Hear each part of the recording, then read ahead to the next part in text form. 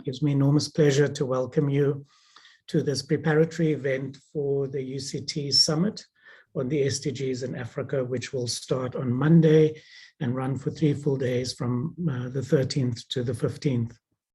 Since the summit will be structured around 7 thematic tracks and a number of international keynotes and leadership sessions and so forth, we thought that it was a great moment to curate a day of conversations about specifically the urban dimension of achieving the 17 SDGs. And so today we've got 3 sessions, 3 masterclasses, and we've got thought leaders in the field of SDG production and implementation to share with us their perspectives on how implementation is going and how to ramp up effort and focus over the last remaining decade to the achievement or the assessment of how far we've achieved the 17 SDGs. In the first session, I'm extremely happy to welcome 2 colleagues, friends, and people that I've worked with for a long time. And they represent 2 different dimensions of the backstory as to how we managed to secure an urban SDG and the relationship between SDG 11 and the new urban agenda in particular that was adopted in Quito, and of course the Paris Climate Agreement. In the first instance, I want to welcome Aromar Revi. He's the director of the Indian Institute for Human Settlements. I'm pretty confident it's the most important and significant urban research and teaching center in the world, definitely in the global south. And they've built out this program since 2008, and I've been incredibly honored to be walking alongside them pretty much since the beginning, and this coincides also with when we established ACC. So we convinced one day when we grow up, we'll be a small part of IHS, and so we look with great admiration and support to them, and it's great to have Aro here. Aro has had vast experience in a number of interdisciplinary domains related to development, from the resilience field to post-reconstruction rebuilding to climate change, both on the mitigation and adaptation side. And he's been one of the few people from the Global South that had a pinky in almost every single global process over the last decade. And so has a very unique perspective on some of the backroom work and the activism that was required to secure an urban agenda. And so we can't really get a better person to help us understand some of those back-end issues. I'm also happy to welcome Monika Glinzler, who is the International Relations Director at the Department of Human Settlements in South Africa. Monika has been in the public sector for just about 20 years now and has worked in a multilateral space on global and regional policy for at least the last 14, 15 years. In the run-up to Habitat 3 in 2016, she coordinated the work on behalf of the South African government to prepare for that. And as I will ask her later to explain, we had a very unique situation in the African context where we came from a history where the urban question was ignored to one where the African region was one of the few that had a common position going into Habitat 3. And that was on the back of the momentum of the Africa 2063 agenda, and also the SDGs, of course, and the Paris Climate Agreement.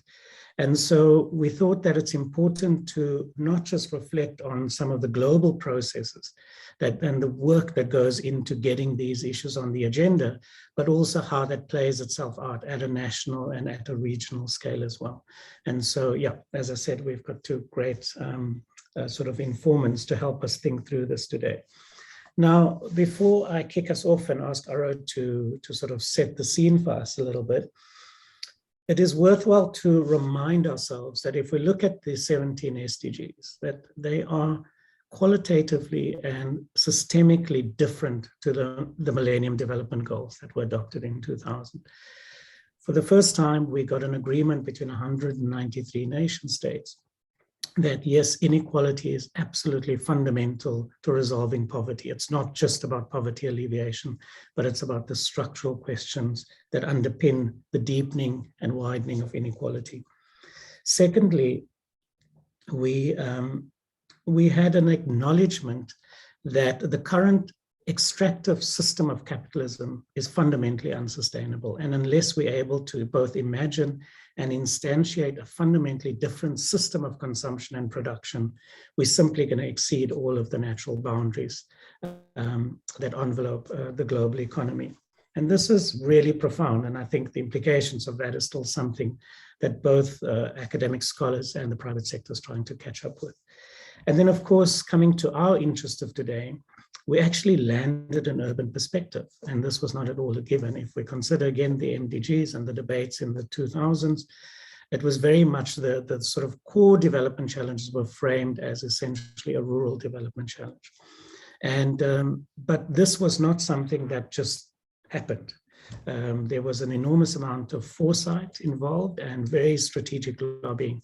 And so to kick us off this morning, I want to ask Aromar Revi to firstly set the scene for us, give us an idea of where the policy community was in around 2010 to 2012, and how, as they started to prepare for what would come after the MDGs, they were able to mobilize a number of actors and interest groups to acknowledge that an urban agenda was going to be an important part of the frame. Aromar, welcome, and please. Thanks, Edgar. So, I mean, it's sort of looking back a number of years, but I think the most important shift that took place, in the Rio Plus 20 or post Rio Plus 20 discussion. Remember, Rio happened in 1992, so 20 years after that, you have a process that looks at sustainable development in its various sort of avatars in some senses, and also this pressure to try and address what happens after the MDGs are gone. Remember, the MDGs were constructed as something that were a good thing to do, but they were primarily focused on poor people in poor countries, and they didn't have too much. There was some sort of tick boxing of urban-related questions, some really problematic phrasing, especially in relation to slums and things like that.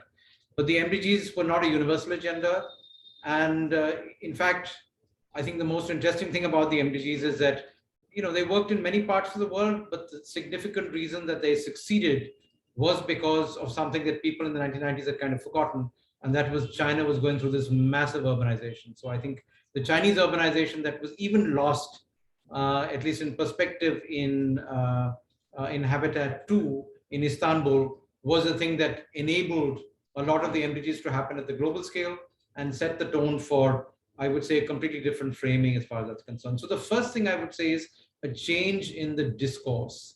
So, urban was always seen as a problematic issue in many parts of the world, including in many parts of Africa. There was this great tension in some senses, connected with both colonization and decolonization in some senses. Similar stories in other parts of Asia, that the urban is a place where much of the extraction took place over the 19th and the 20th century.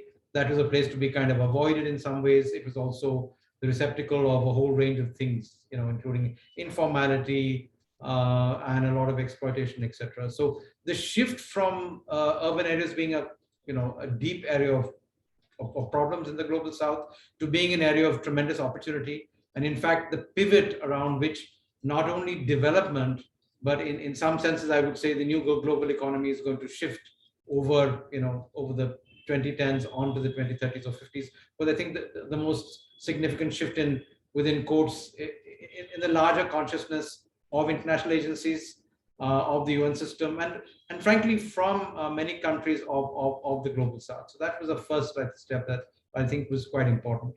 So you can sort of change a little bit in terms of how the framing takes place, and that's what the negotiations first leading up to the open working group. Remember, the SDG negotiation was running in parallel with what was happening in the new urban agenda that Monika and many of us were part of. But it started with a toe in the water, a political toe in the water, where you had President Sirleaf as the African representative. You had David Cameron from the UK and the president of Indonesia, as part of a 4 or 5 eminent persons group that was looking to see whether they could be an opportunity to construct a new universal development agenda.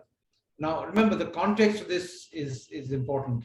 The context is 2008, and the economic crisis that swept through North America, much of Europe, and of course, many of our economies as a sort of second order kind of thing that's there. So this openness to consider that there's a serious economic challenge that's there, especially in the global north, and less about the global south. So, a shift in orientation. So that opened the space for a conversation around the urban. That led to a very intense, I would say, contest in the open working group, where in some ways the urban goal, as we know just now, SDG 11, was really, it was a tough contest. And I would say it was led a lot by countries from Latin America who've really gone through hyper-urbanization, and even their own processes of democratization, and particular initiatives like the Brazilian initiative around the Statute of the Cities came from their history and politics. So they were, I would say, leaders in both the SDG framing and also in supporting stuff around SDG 11. And there were a lot of naysayers in many parts of the world, and of course many countries, especially from Asia, that were sitting on the fence. So Africa was quite important, and I still remember, because I presented in 2014 January to the Open Working Group. The first question that I got was from an African minister, who basically said, if you people succeed in creating an urban SDG, what happens to the rest of us? What happens to rural development? It's going to suck out all the resources, which in any case are not flowing to us. So this is not a really good thing to do. So in a sense, the framing of SDG 11, as it is just now, which is basically sustainable cities and communities, really speaks to, to this whole question of a systemic change that embraces both rural and urban areas. The fact that rural and urban areas are both, they're both the two sides of one coin in some senses. And we're looking at urban and rural systems together, and we're looking at place in some senses, was the big shift that was enabled at that point of time. The challenge, of course, was this was a nascent community. It was very fragmented internationally.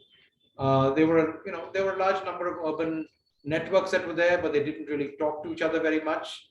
I think the pivotal moment in that came after the UCLG Congress in Rabat in 2013, where, in a sense, the urban networks and the leadership of cities across the world realized that they had to mobilize politically. So it's good to have a change in discourse, but unless you have voice and you have political mobilization, which is actually what happened over the latter part of 2013-14, this would not have happened. So there was a big surprise, I think, within the UN system when mayors from across the world, 200-300 cities, and the major networks mobilized and said, look, we are here. We effectively control and manage the bulk of the world's economic resources. We know that we are disempowered, but we're up there to stand and make a claim. And of course, countries like South Africa, which have a slightly different frame, had I would say, strongly invested in having a national urban strategy and national urban policies that go across its multiple spheres, became pretty important in that discussion, as were countries like Rwanda, Ethiopia, etc. But there were strong naysayers even within Africa as far as that's concerned. So that's a little bit of the backstory, but it's a question of changing discourse, of having voice, and then political mobilization in the international system across multiple dimensions to be able to try and make sure that this voice actually is translated into on the negotiating table into something that actually works, which means a lot of background work. There were, I guess, maybe 2,000 people who were involved in this from multiple institutions, and there was a lot of prep. We had done a 6-stage prep to try and make this happen, because we knew that we were not as organized as the health folks, as the people in agriculture, people in water, who've been doing this for 30-40 years. So we had nothing to lose in some senses. So Aromar, thanks for that. And I think what would be really useful to unpack in a second is to maybe spell out a little bit more explicitly what this political work is, because I think that maybe resonates differently with different people, so just what the different levels of that was. Because I think in the urban community in particular, there's often not a deep enough appreciation of the multilateral system and just how difficult it is, because everything is channeled through nation states and their representatives to really move some of these agendas forward.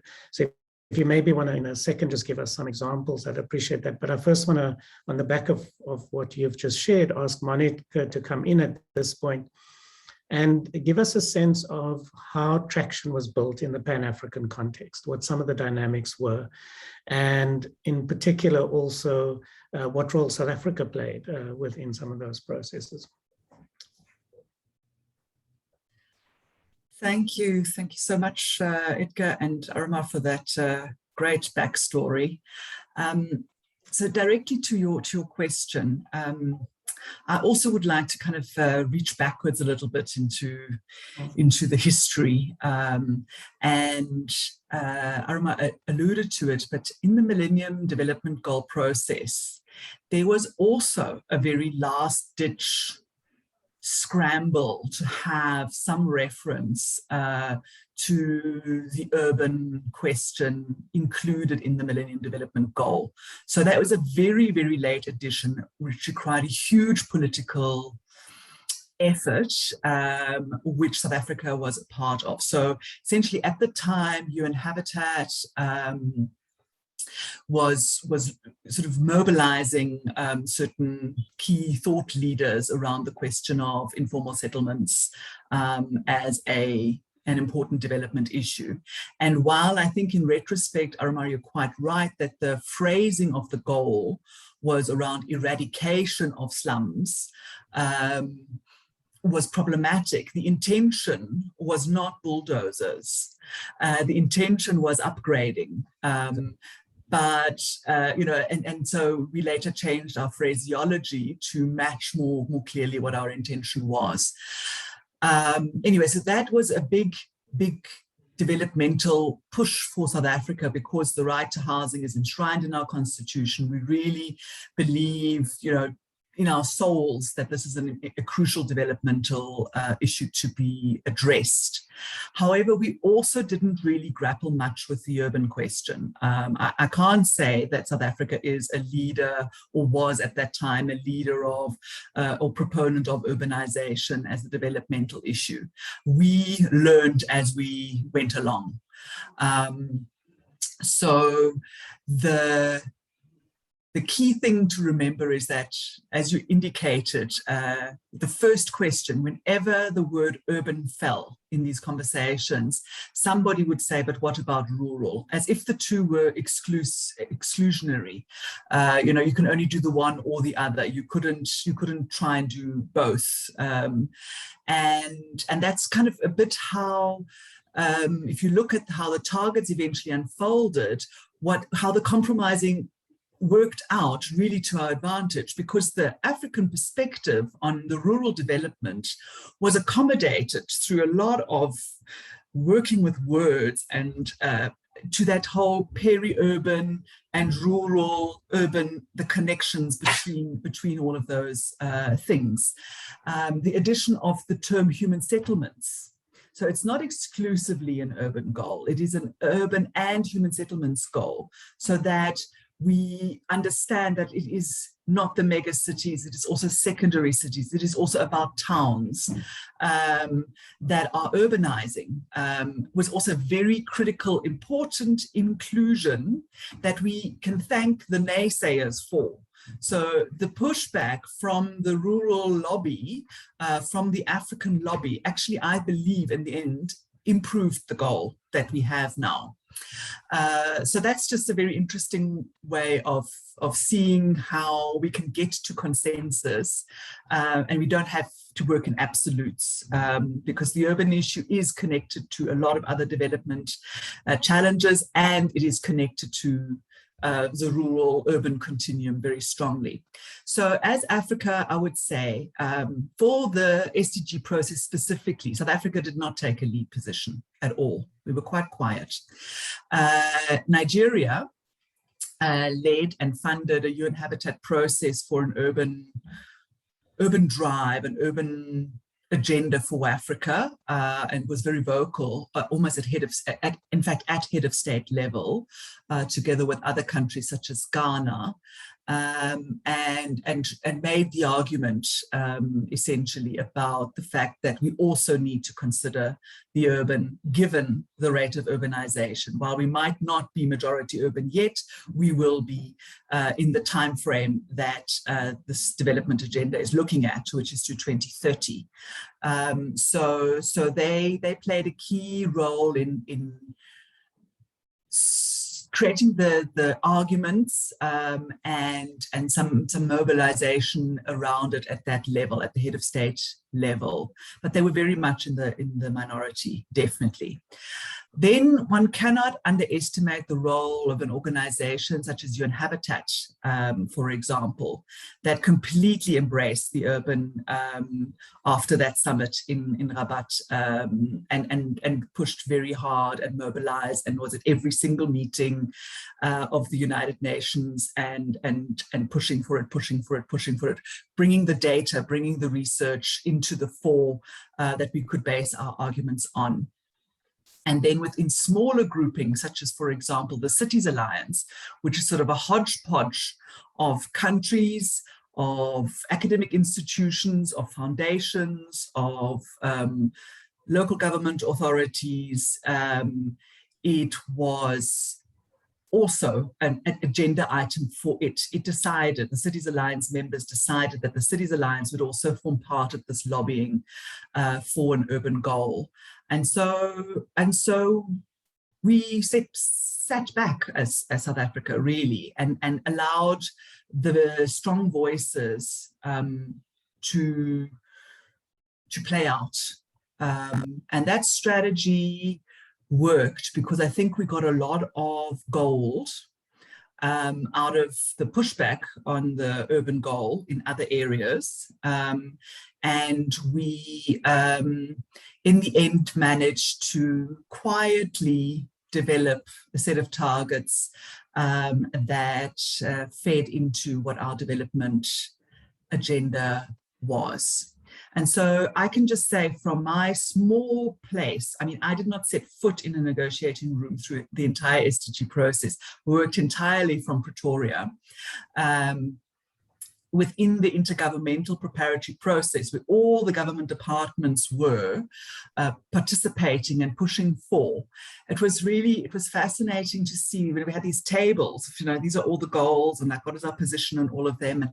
And that goal was just kind of like left alone. Like we definitely the department put in that it wants to keep it and why, but it never became sort of part of the big fights or the big, you know, it was never a big thing. And so it's kind of slid into our negotiating position without much friction, and which is quite interesting given where our real political emphasis was as the government at the time, which was on rural development. I mean, we created a whole ministry for that purpose. So yeah, it's sometimes amazing how being quiet and not necessarily always leading can get you very good results. I'll pause there. Thank you. Thanks, Monika. So just before I go back to Aro, I just wanted to ask you to maybe just sort of take us from that sort of a handful of countries taking the urban agenda seriously, Nigeria, Ghana leading the charge, and then Africa getting to a point where it has a common position going into Habitat 3. If you could maybe just sort of give us a sense of what that journey was, that would be really useful to understand. Okay, so once the SDGs were adopted in 2015, just a year prior to that, 2014, the preparatory process for the new urban agenda started. And boy, was there a fight about even the terminology of the new urban agenda already from the outset. So it was a very difficult starting process. Very helpful again were the roles of two UN agencies, one being UN Habitat, as obviously the lead UN agency that was going to be driving the Habitat 3 process, and also the United Nations Economic Commission for Africa, which had written a huge piece of work around the industrialization of Africa through structural transformation, and had a small team of urbanists working on the urban dimension of this argument. So instead of only framing it, as Aro has said, it's only framing it as the negative, like dealing with slums, dealing with the challenge of the in-migration into cities. It successfully was able to make the point about the structural transformation.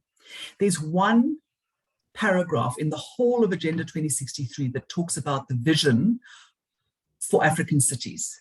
And literally that was all that we needed to hold on to, that one, I think it's 2 sentences about what an African city could look like, that we based the whole argument on, to claim that we are aligning ourselves to Agenda 2063, which was not a lie, it was the truth, and to make the point that if we deal with urban management, urban development, we can successfully embark on the structural transformation. So UNECA pulled out all the data about the economic value add of cities, and the job creation potential of cities, and the fact that it was an irreversible trend. So we had to make the argument over and over and over again that you couldn't rural develop your way out of urbanization. It wasn't a matter of, if we get rural development right, people will stop flocking to the bright lights of the city. And we had to make that argument right throughout the whole process. And again, Nigeria played a really key role.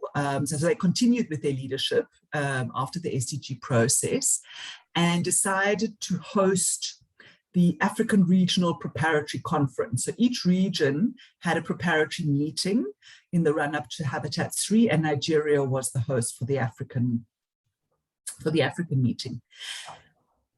There was a small group of diplomats that were based in Nairobi, African diplomats based in Nairobi, and experts, technical experts that worked in the various departments and ministries of key countries, that worked with UNECA and UN Habitat on developing over a series of meetings the pillars, the arguments, why was urbanization such an important issue, and what do we want to see reflected as Africa in the new urban agenda. And again, through this group of collaboration and the wordsmithing, we developed these pillars, simple pillars with lots of subpoints about how we thought that we could achieve it.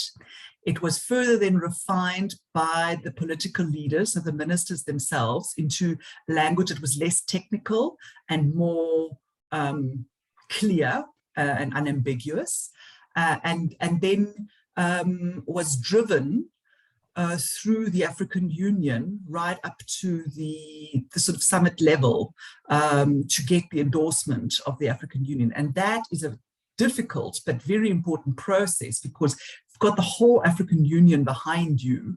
It really frees up the diplomats in New York and in Nairobi and wherever we were discussing to push hard and consolidate all the 52 countries around a set of pillars that we pushed for, and we got them all in. Yeah, great. Thanks, Monika. So I think that's kind of a deep story that very few people are aware of.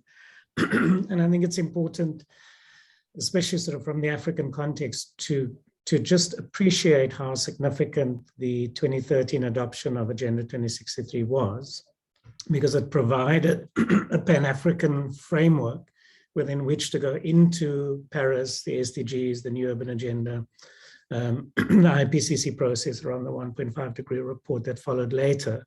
And just the difference that made in terms of cohering sort of quite radically different perspectives. And I think the key was, as you've pointed out, but just to sort of restate it to underscore that for the audience, is once you're able to make the economic argument that something can push up your growth rates, and the ministers of finance start to pay attention, and the ministers of economic development gets it, then things shift politically in quite a profound way.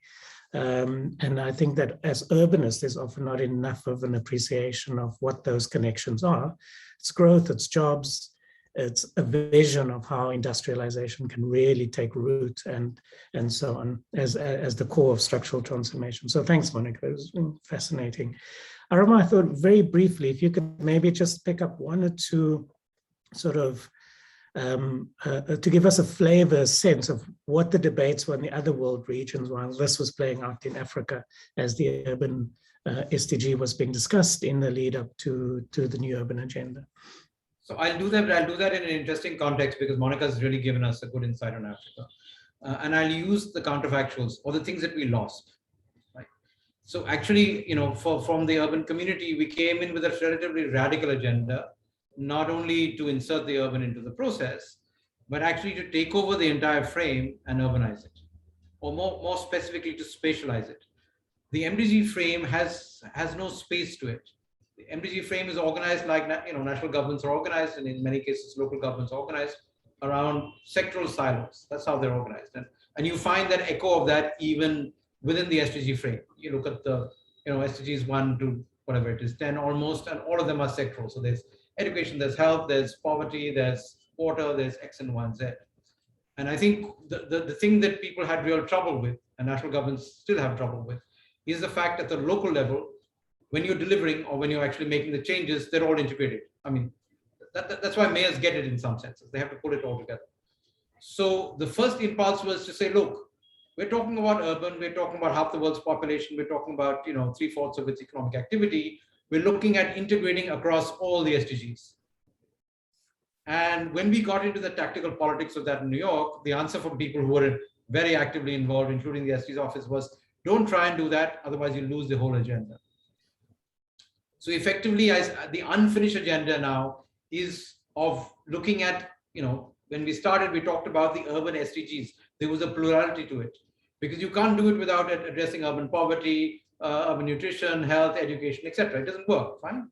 But we tactically pull back from threatening those interest groups and communities, especially in things that were very strong, like health, education, water, and had strong urban roots, and saying, look, we've got this segment that's tactically, let's take that space. So the larger spatialization agenda, in a sense, was left aside also because it was deeply problematic for member states, as we know in many of our national governments, that local governments and regional governments actually start upping the ante, politically, economically, and otherwise. And that's an ongoing struggle for representation, for political voice, etc., which we all know in our own context is playing out in very differently in different parts of Africa, depending on how it plays itself out. So, knowing that was there, knowing that we actually didn't have a seat at the table, that was a tactical withdrawal. So we focused on one SDG so that you had a place in the system, you could go in and from there you could recolonize that. And I would say much of the agenda of the 2030s as far as urban areas and regions, etc., is about trying to recolonize that space. And it's also the question of decentralization, spheres of government, all the things that are played out in many places. So that was one thing that we lost. And in that, there were particular views of this. Obviously, the highly urbanized countries had no interest in giving up on things. And there was some tussle, I would say, with people from Latin America, where everything is pretty obviously urban, hyper-urbanized, etc. And other parts of the world, including Africa, some parts of Asia, where they're saying, look, hold it, it can't really go in that space. And I think we found some of that tension in the new urban agenda also that Monika alluded to. In the regional prep comms, there was a lot of tension on how to frame and pull things together. That's one thing where regions were quite different.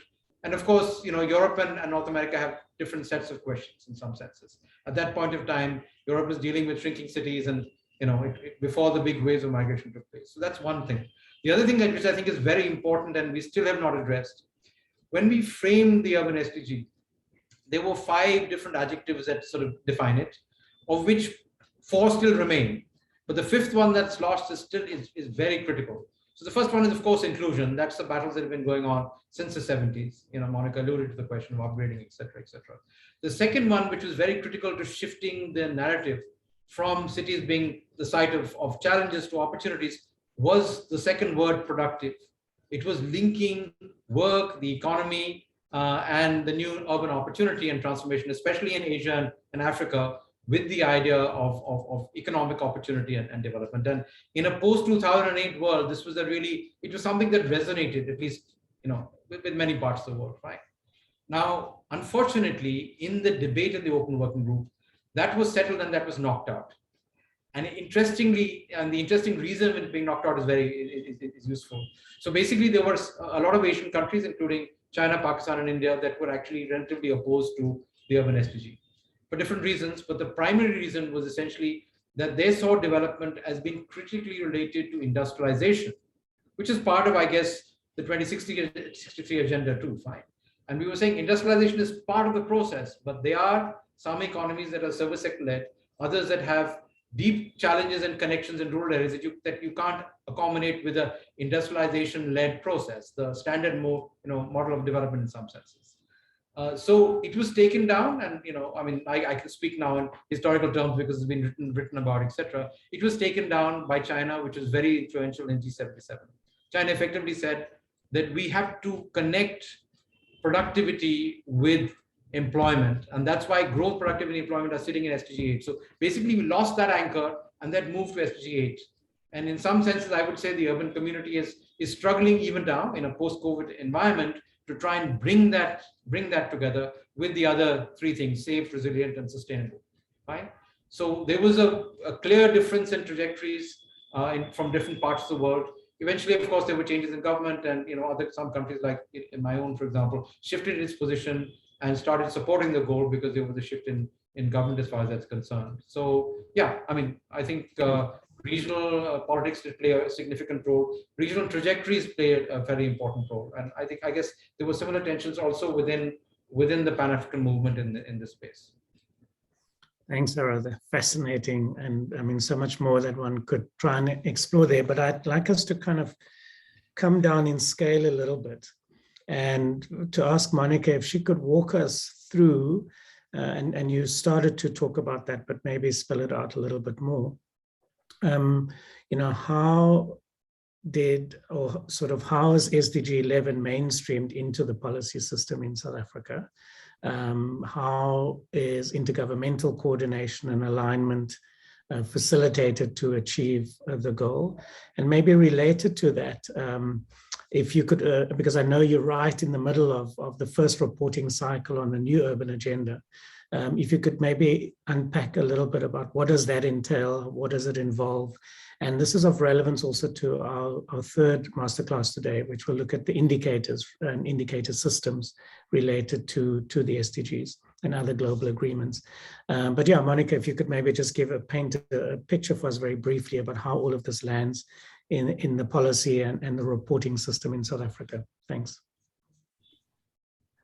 Okay, so we submitted our first report on the implementation of the Sustainable Development Goals 2019, I think.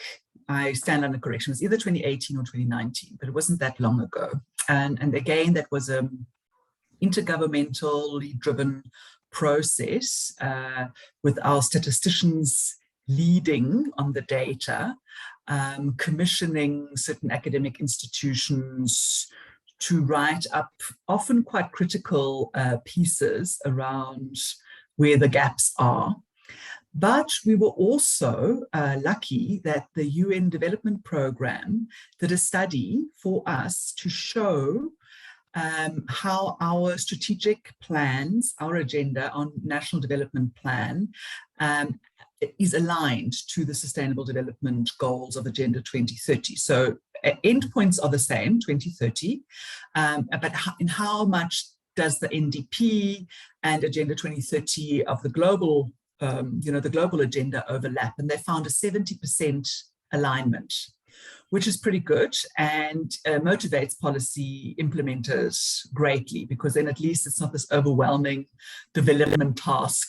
Oh my goodness, we've got so much to do. But no, so if we stick to our plan, we will have achieved 70% of the agenda, which is a B+. Edgar, I don't know, I haven't been at school for a long time, but let's give ourselves a B+. If we stick to the NDP, we'll get a B+ in implementing the global agenda. And then we also found that a lot of the data we don't collect. So we were very honest about it. We said we don't collect data on these things, so no information. The statisticians in their group, the global statisticians in their group, also sort of prioritize indicators. So these are the ones that everybody gathers anyway. These are the ones that, you know, a lot of people gather, and these are the third tier are the ones that, you know, would be important, but are a little bit more difficult to gather across the globe for comparison purposes. And so we also followed that 3-tier process and worked on, you know, how are we doing? Where are we at? And our first report, I'll be very honest, was very process oriented. So it was about how did we get our ducks in a row? How are we coordinating ourselves as government? Who leads? Who's all involved in the conversation? What processes do we follow to track that we're implementing the goals, etc. And so that is really how we know where we're at right now. And so every, you know, few years we will have to self-report, and that will show whether we're ever going to get to what we want to get to by 2030. Mm-hmm. How this lands, I suppose, in an intergovernmental cooperation space is that we were very fortunate that parallel to the development of the new urban agenda, there was a push towards actually having an urban policy in South Africa. And again, through a very multidisciplinary process, which involved researchers and academics, as a sort of a panel of advisors that worked through a lot of the questions for us, and certain government departments like transport, water, human settlements, cooperative government, and the local government sector represented by the South African Local Government Association, formed a steering committee that really got into the meat of how this policy should unfold, and it was led at a political level. So you've got all the factors of success aligned. We've got the academics on board, we've got the technocrats on board, and we've got the political buy-in. And sort of we thrash things out and argue things out and so on, and then go out into the broader stakeholder sector, huge conference, pre-COVID, obviously, lots of breakout sessions where we would sort of, you know, peer review almost the content of the first framework and update it, and then work through a government process towards cabinet through lots of different committees beforehand, and have it endorsed at cabinet level, literally 6 months before the new urban agenda was set to be adopted. So we were very lucky that the SDG, the urban SDG, was the international spark, I suppose, that allowed the urbanists in the South African government to rally around the fact that we have a non-existing or non-functioning urban policy. Let's do something about it and bring in our allies from the sector to help us do that. So that was really, really fortunate. And that continues. So the IUDF, which is the Integrated Urban Development Framework, is our national urban policy. And there continues to be a working group of core departments that track, you know, how are we implementing, how can we better implement, how can we localize, how do we make cities and secondary cities in particular live the urban development framework and implement it in their plans. And even in smaller towns, so there's even a small town regeneration project that, you know, is also looking at how the integrated urban development framework can be applied even in the smaller towns. Thanks, Monika. That's really helpful, and I want to use that to just ask Aro to come in and on the back of the work that Peak Urban has done, and maybe Aro, you could just very briefly explain what that is. You know, this question about what is the optimal science public policy interface systems that you need at the urban scale that can in some senses feed off these indicators that help focus the conversation, but also broaden it so that one can really get to the guts of the systemic obstacles to sustainable urban transitions. So Aromar, if you could maybe reflect, since Peak Urban has now been running, I guess, for 4 years or so, if it's not 5, maybe just from that body of experience, reflect on this question of science policy interface systems. Thanks. So Peak Urban is it's a research-led or cutting edge thing which brings together cities and academic and research institutions in Latin America, in Africa. So Latin America in Medellin, the African Center of Cities is the anchor partner out of Cape Town in Africa, IHS is in India, and Beta out of Beijing. So basically 4 cities in very different contexts. And of course, our anchor partners in this are Oxford. So it's bringing together, old knowledges and new knowledges to try and understand the so-called, what we call new urban science. Is there a way that we can understand how this thing can work?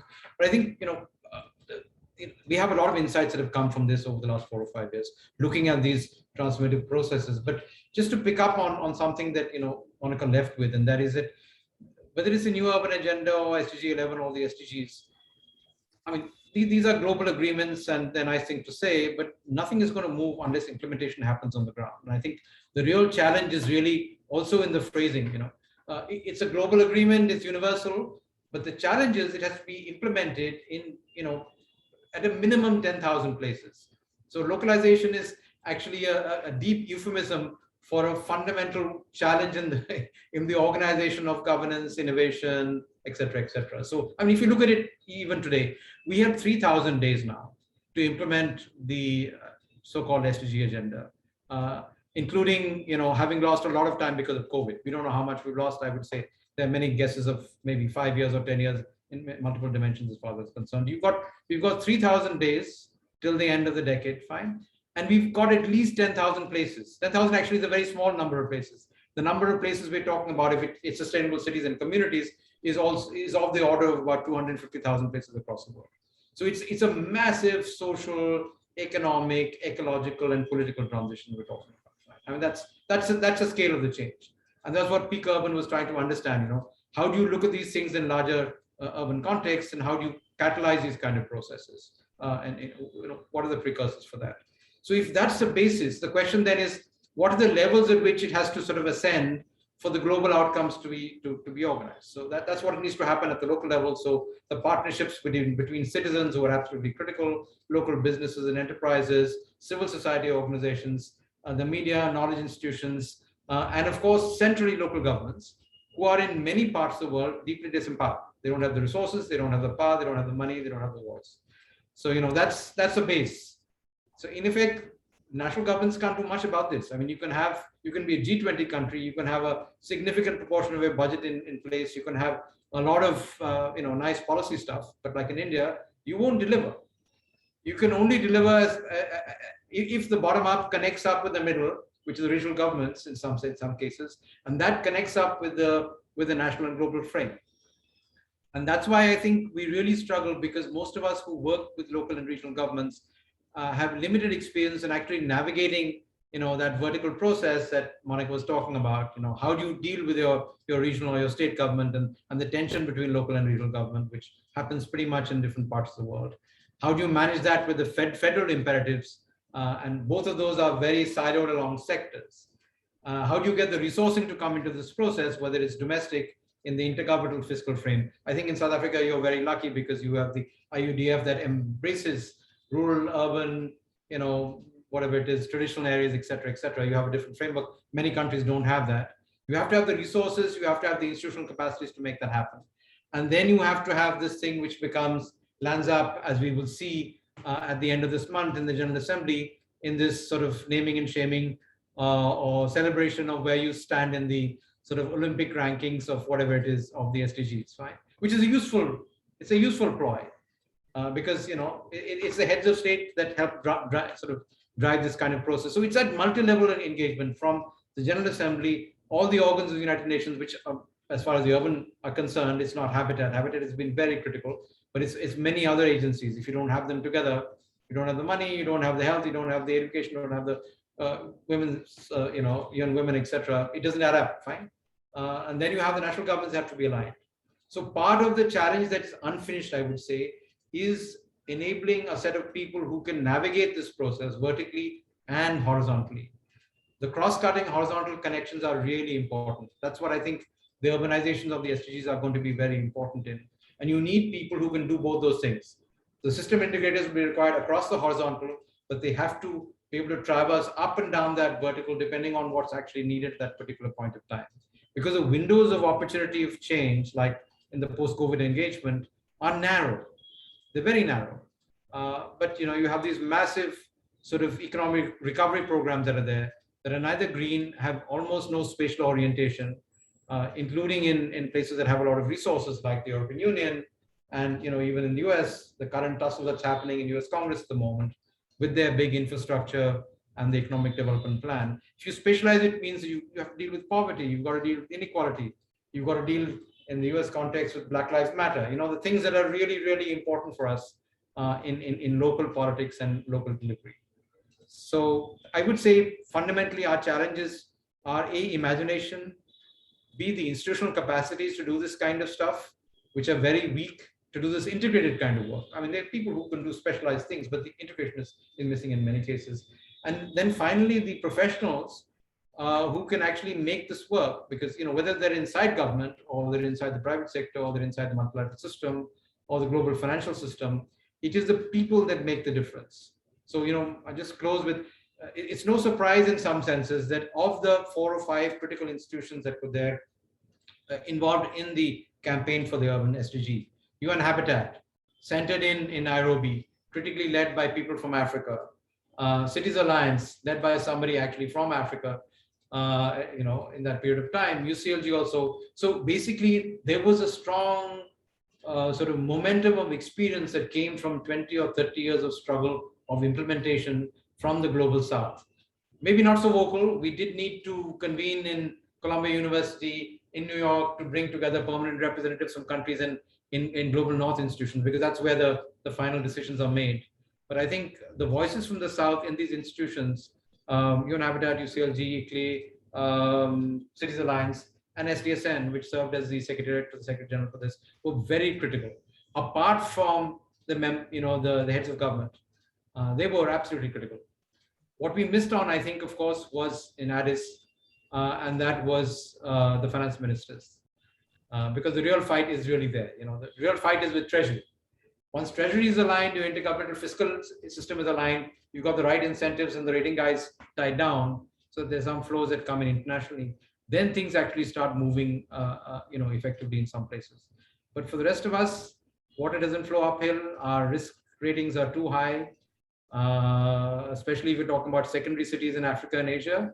No chance of the money actually flowing in unless you really have to struggle and fight for it.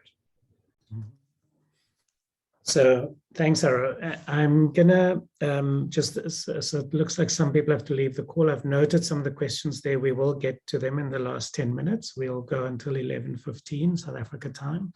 And just to say to Sarah Bono that we will have the recording available on the ACC YouTube channel and in due course.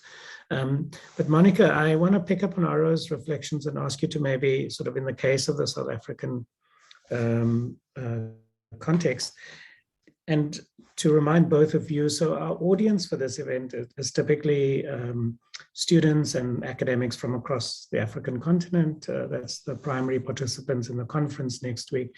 And so not necessarily urbanists, but people are very interested in the role that universities can play in the delivery of the SDGs.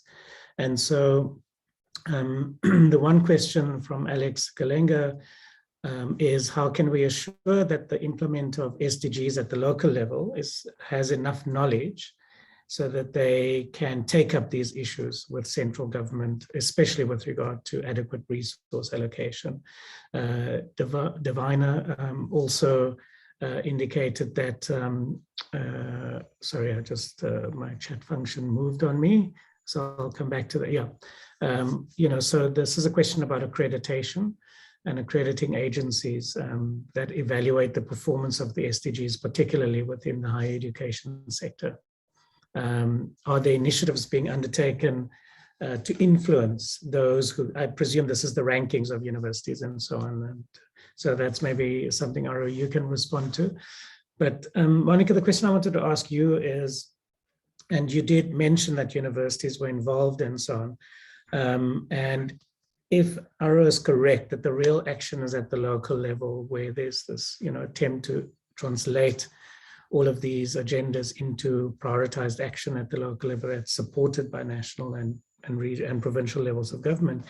There's obviously a lot that we don't know about how to do that, right? How to, both on the data side, just understanding what's going on the ground, what the trends are, but also how to, I guess, change the way government departments operate and how they've got to operate differently to be able to achieve different outcomes. And thirdly, how they can work effectively with citizens and the organizations to co-produce some of the solutions and so on. So I know that research budgets are threadbare within national government and various departments, but I'm just curious, whether there's an explicit or conscious strategy to draw on the higher education system in South Africa to play a meaningful role, and what some of the things are that could be done to promote stronger interaction between research institutions and local authorities in particular, to look at the local implementation agendas. Yeah, any reflections on that? I know there's like 3 or 4 questions embedded there. Thanks. Yes, and if you don't stop me, I can talk all day about this. So do interject when I've rambled on too long. So one good example would be the creation of urban observatories. Perhaps, but not everybody might know, that in Gauteng, which is the province I live in, we have 3 metropolitan cities, and it's a highly urbanized and the most highly urbanized of all of South Africa's provinces. And the government, understanding that, partnered with the university to create an urban observatory, so the Gauteng Urban Observatory, which taps into the data, the urban geographers' knowledge, the built environment specialists, and looks to harness the knowledge so that you say, okay, the university now has the deepest understanding of what's going on spatially in this province, and through funding it, because we're quite a rich province, through funding it, we get access to that data, and it informs our decision making.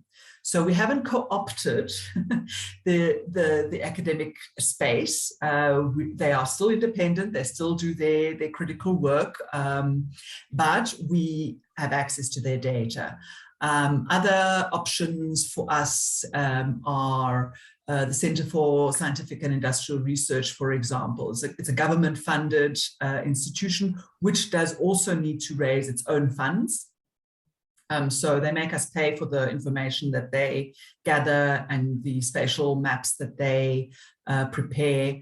We have the space, oh my goodness, SANSA, South African National Space Agency, which does all the satellite imaging that can zoom right down into what's happening in an informal settlement and takes time series photos to show us how it's growing. We'll also have to pay for that information. You, as the African Centre for Cities, for example, have a continental footprint, and you produce really, really critical work. And from time to time, we engage you as consultants and pay for certain pieces of work to be done, for pulling information together, for coordinating processes across various cities, etc. So as a city, though, what access do they have?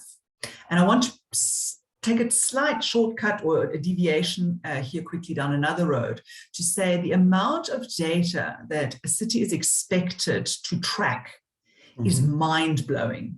If you think about the various grants that they receive for which they have to be accountable, and they are funding streams, several, let's say 10, it's probably more, but let's say there are 10 individual funding streams, and each of us national entities demand accountability for how that money is spent. So when you then funnel this down into the municipal space, they've got the money often, but a lot of capacity is required to figure out how to sequence a project so that you get your bulk infrastructure done at the right time, followed by the housing infrastructure, followed by the, the greening and public space making. So how do you sequence that? It requires extraordinary project management ability and breaking a lot of silos within a municipality, which is huge. I mean, I always look at a municipality almost as a replication in size of the public service of the national government, just about. I mean, I'm exaggerating for dramatic effect, but it's a huge infrastructure at a city level. And so I think that they are faced with massive difficulty in tracking the data, and could make use of city level analysis by universities, which would make their life easier. But that would require the universities to understand what type of data does the city actually need, even if they themselves might not be aware of what they need. So these ideas of how to spatially show what's happening on an economic model. Edgar, those pictures that you often show in your presentations where you can show what a city looks like and where the economic development and where the jobs are and where people live versus where the jobs are. Those kind of pictures are super helpful. So we need you as the urban geographers, as the spatial planners, as the urban researchers, as the urban economists, urban health practitioners, urban educationists, all of that an institution like you embody is needed at the city level. It's just how do you find the resources to go into that level of detail? And my last point is that all the work that you do gets read to some or less degree, whether it's a PhD thesis or whether it's an article that you publish or whether it's a book that you publicize, all of it gets read by certain people inside of government. I mean, I cannot claim that I've ever read everything that has come out of your institution, but I read a lot of it. And then there are others that read other pieces. And what we mine for are the little nuggets. So we then just say that the science backs us up by making the argument. So we don't need that. We need the level of detail to know that it's there. But what I pull out are the sort of summaries and say, so the research has shown that, ... and I'm able to make my point based on the work that you do, the minutiae of the work that you do. And remembering also that academics play a big role in all the UN studies that come out.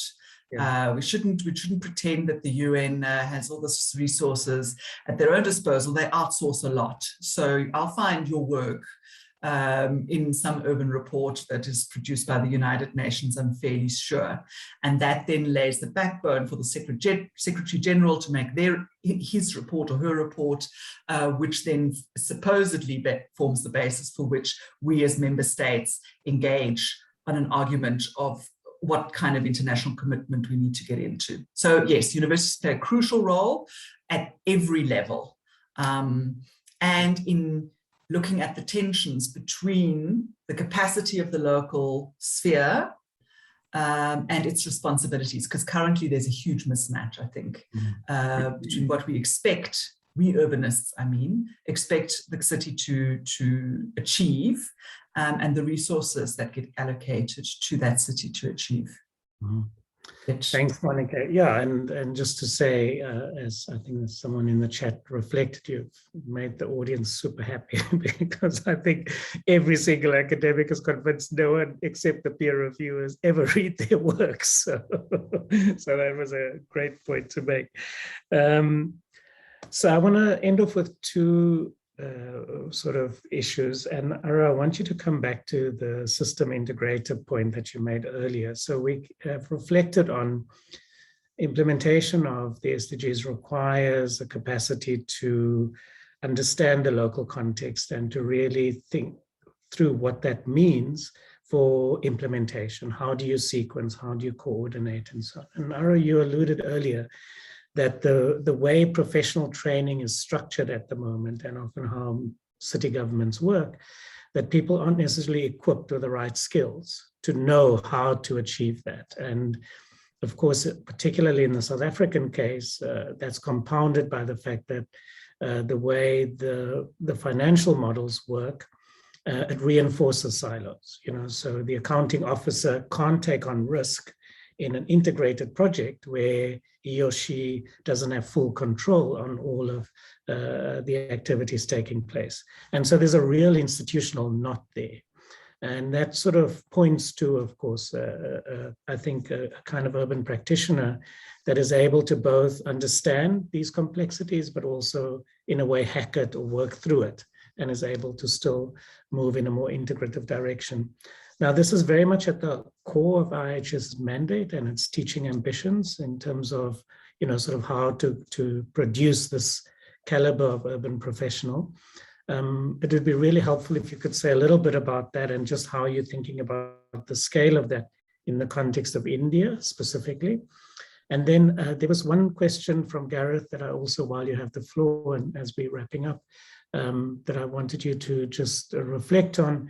And for two reasons. One is, Monika, the points you've just made will be picked up in the third session today, where we will have one of the knowledge companies, Pegasys, that worked with Stats SA on the reporting frame for the SDGs, the 2019 report, talk about the back end of that work. And we'll have someone from the City of Cape Town that is working on their indicator models to track the implementation of the SDGs, sort of reflect on how they've gone about building that system within the context of Cape Town. So for those interested, there'll be a great set of very practical discussion on the points Monika's just raised. But the next one after this, at 11:30, will be on sort of urban food systems. And so Gareth is asking, if you could maybe just very quickly reflect on some of the powerful lobby groups that were also at work in what was included and excluded, and specifically, why the question of food was not included in SDG 11. Very briefly, we sort of have 3-4 minutes left on the clock. So Ara, if you could just reflect on those 2 points quickly. Okay, I'll try and respond to Gareth's question first. So the reason why SDG 11 has sustainable cities and communities is precisely to address both the so-called rural question, but also the question of food and ecological services. I mean, part of the debate on the floor of the open working group, and I think this is available on video, etc., on YouTube, was about the question of, cities don't produce their own food, so how can they actually survive? And it is true. So that's why we reframed it as a regional question that's there.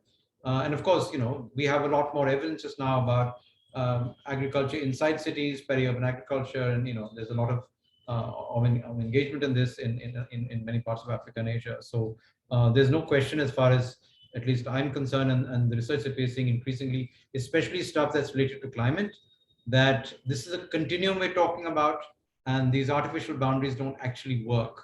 And food security, nutrition security especially, and the availability of ecosystem services are absolutely central to that process. You cannot have an urban transition without having an ecosystem transition.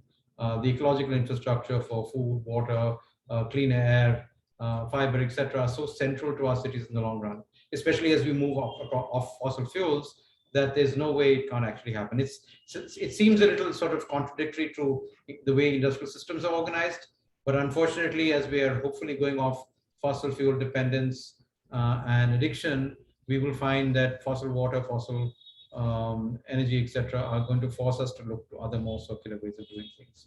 So having said that, I mean, to speak to Edgar's other question about system integrators, the challenge is we do need specialists. You can't actually manage an urban health system without people who understand how urban health systems are organized, etc. But as we've seen very clearly from COVID, I mean, COVID in some senses is a classic SDG storm. It starts in SDG 3 around health, and then it permeates through the entire system. It goes and hits you in poverty, it goes and knocks down nutrition, at least in my country, because we shut down the economy. It goes and dramatically impacts work and employment.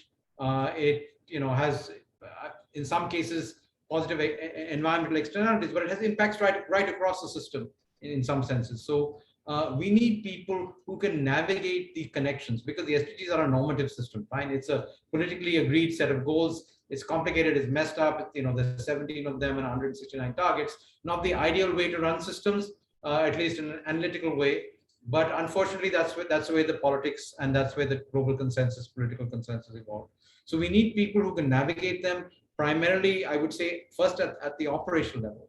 But the operational level, you know, is from places that are, let's say, 10,000 people. So a city in Europe is maybe 10,000 people, fine. That's still a village in India. All the way up through 100,000 to, you know, 1 million to 10 million. And then, of course, you have larger mega urban regions of 10, 20, 30, 40 million people.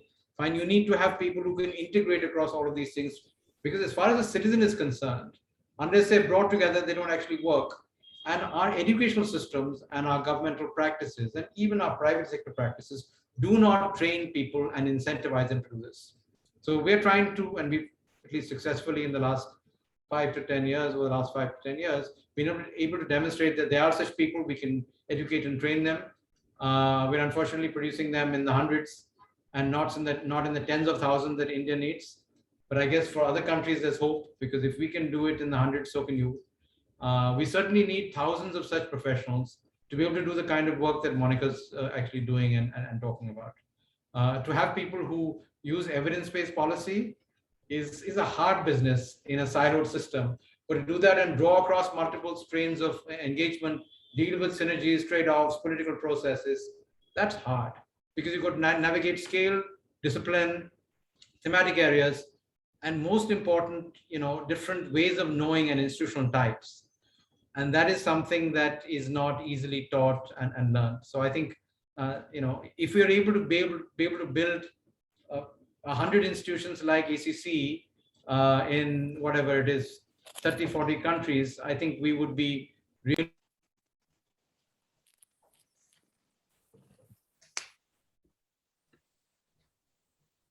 Thanks, Haro. So you were muted there for the last part of that final sentence, but all good.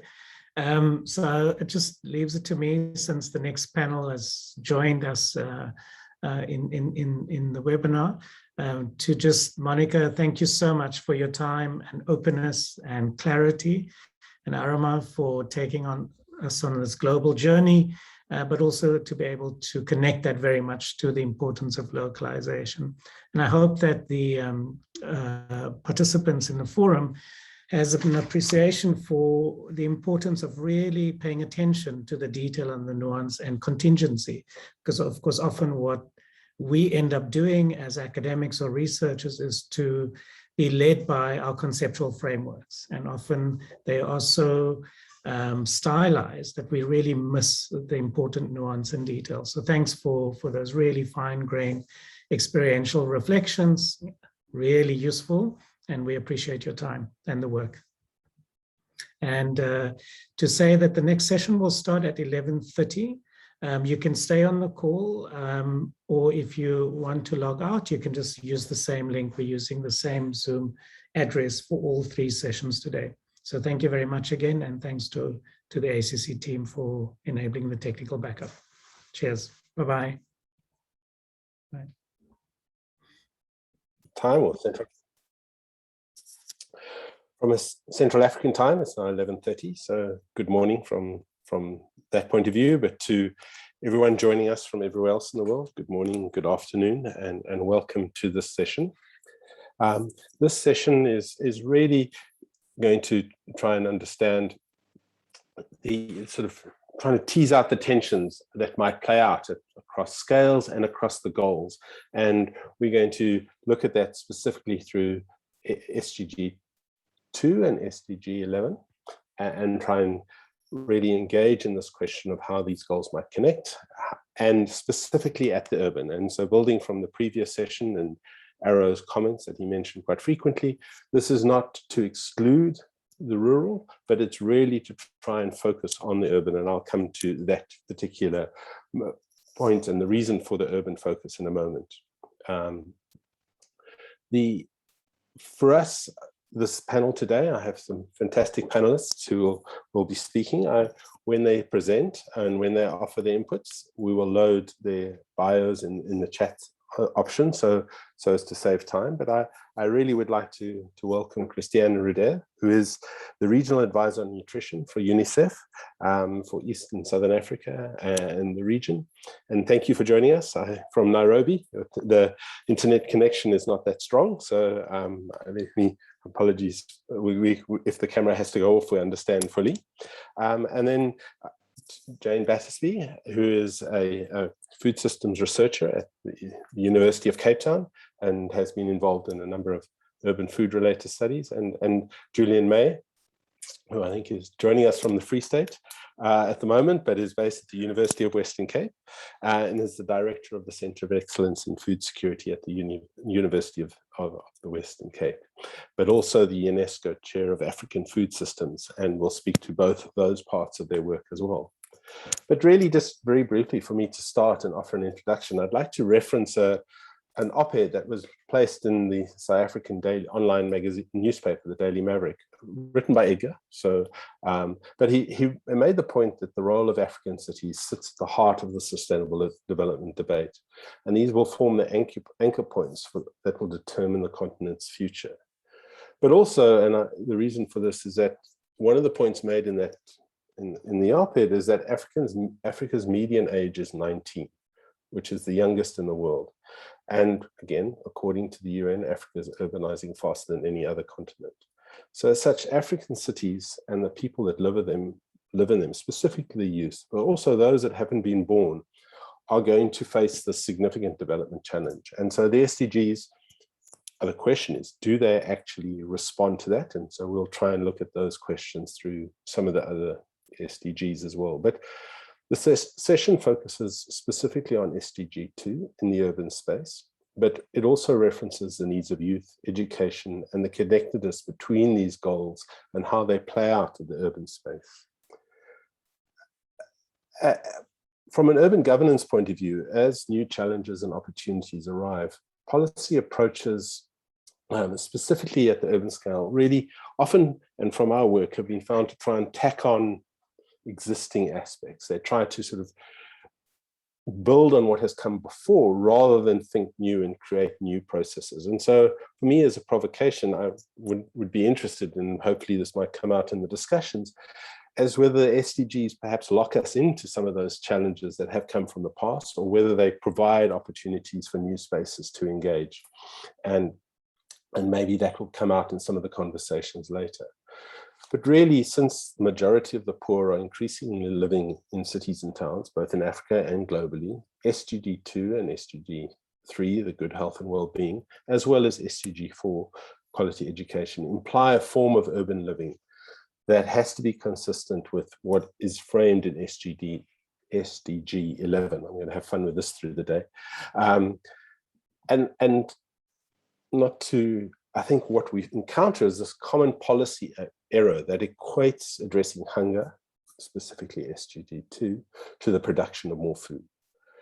And for us, the point of this conversation and what we hope to tease out is that the real challenge actually lies in the question and nature of urban food systems, both formal and informal, and the distributional dynamics, not necessarily a question of production.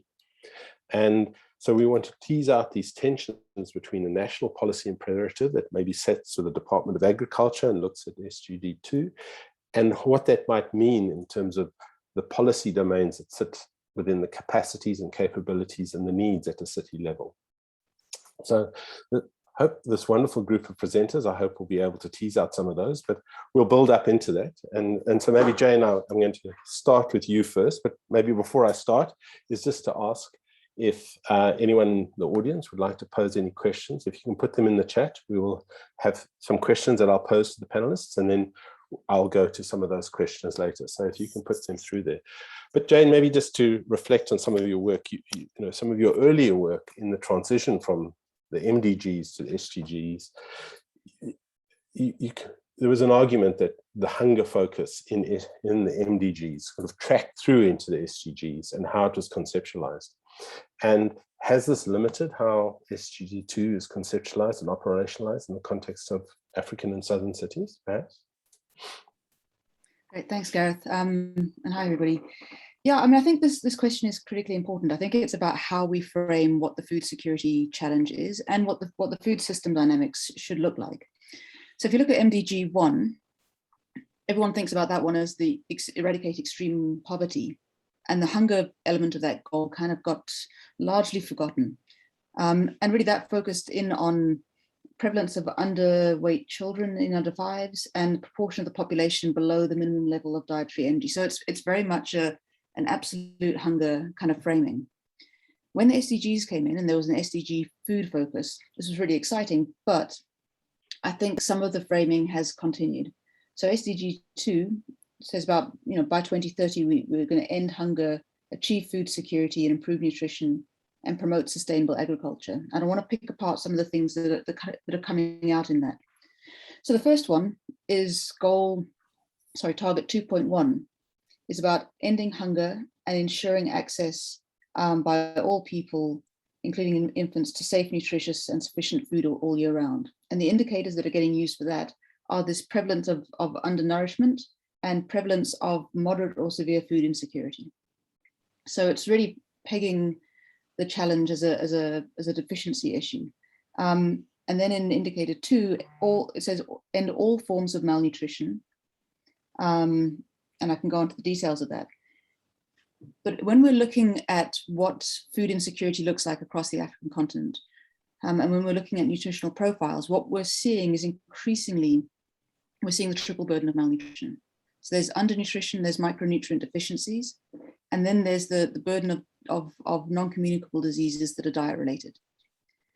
And if you look at a map of the world where these 3 different types of malnutrition are overlapping, the countries that have the most overlap are African countries, and the concentration of the triple burden of malnutrition is most concentrated in our cities.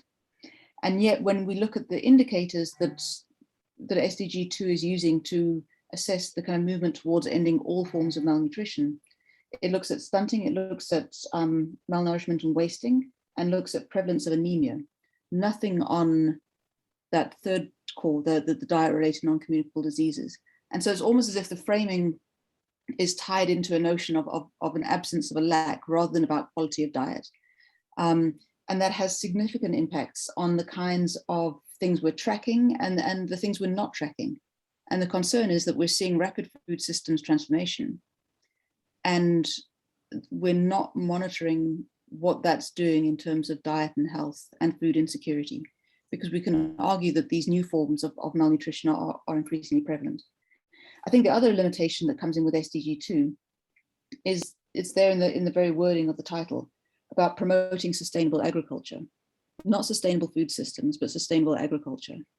And so the targets that go through there are around promoting smallholder farming, which obviously is very important, but it says nothing about the supply chain from agriculture to consumption. And if we're thinking about sustainable food systems, an awful lot of food system activities take place in the cities, and an awful lot of the kind of emissions and waste challenges that our cities face are food system related. And yet the SDG 2 doesn't speak to that.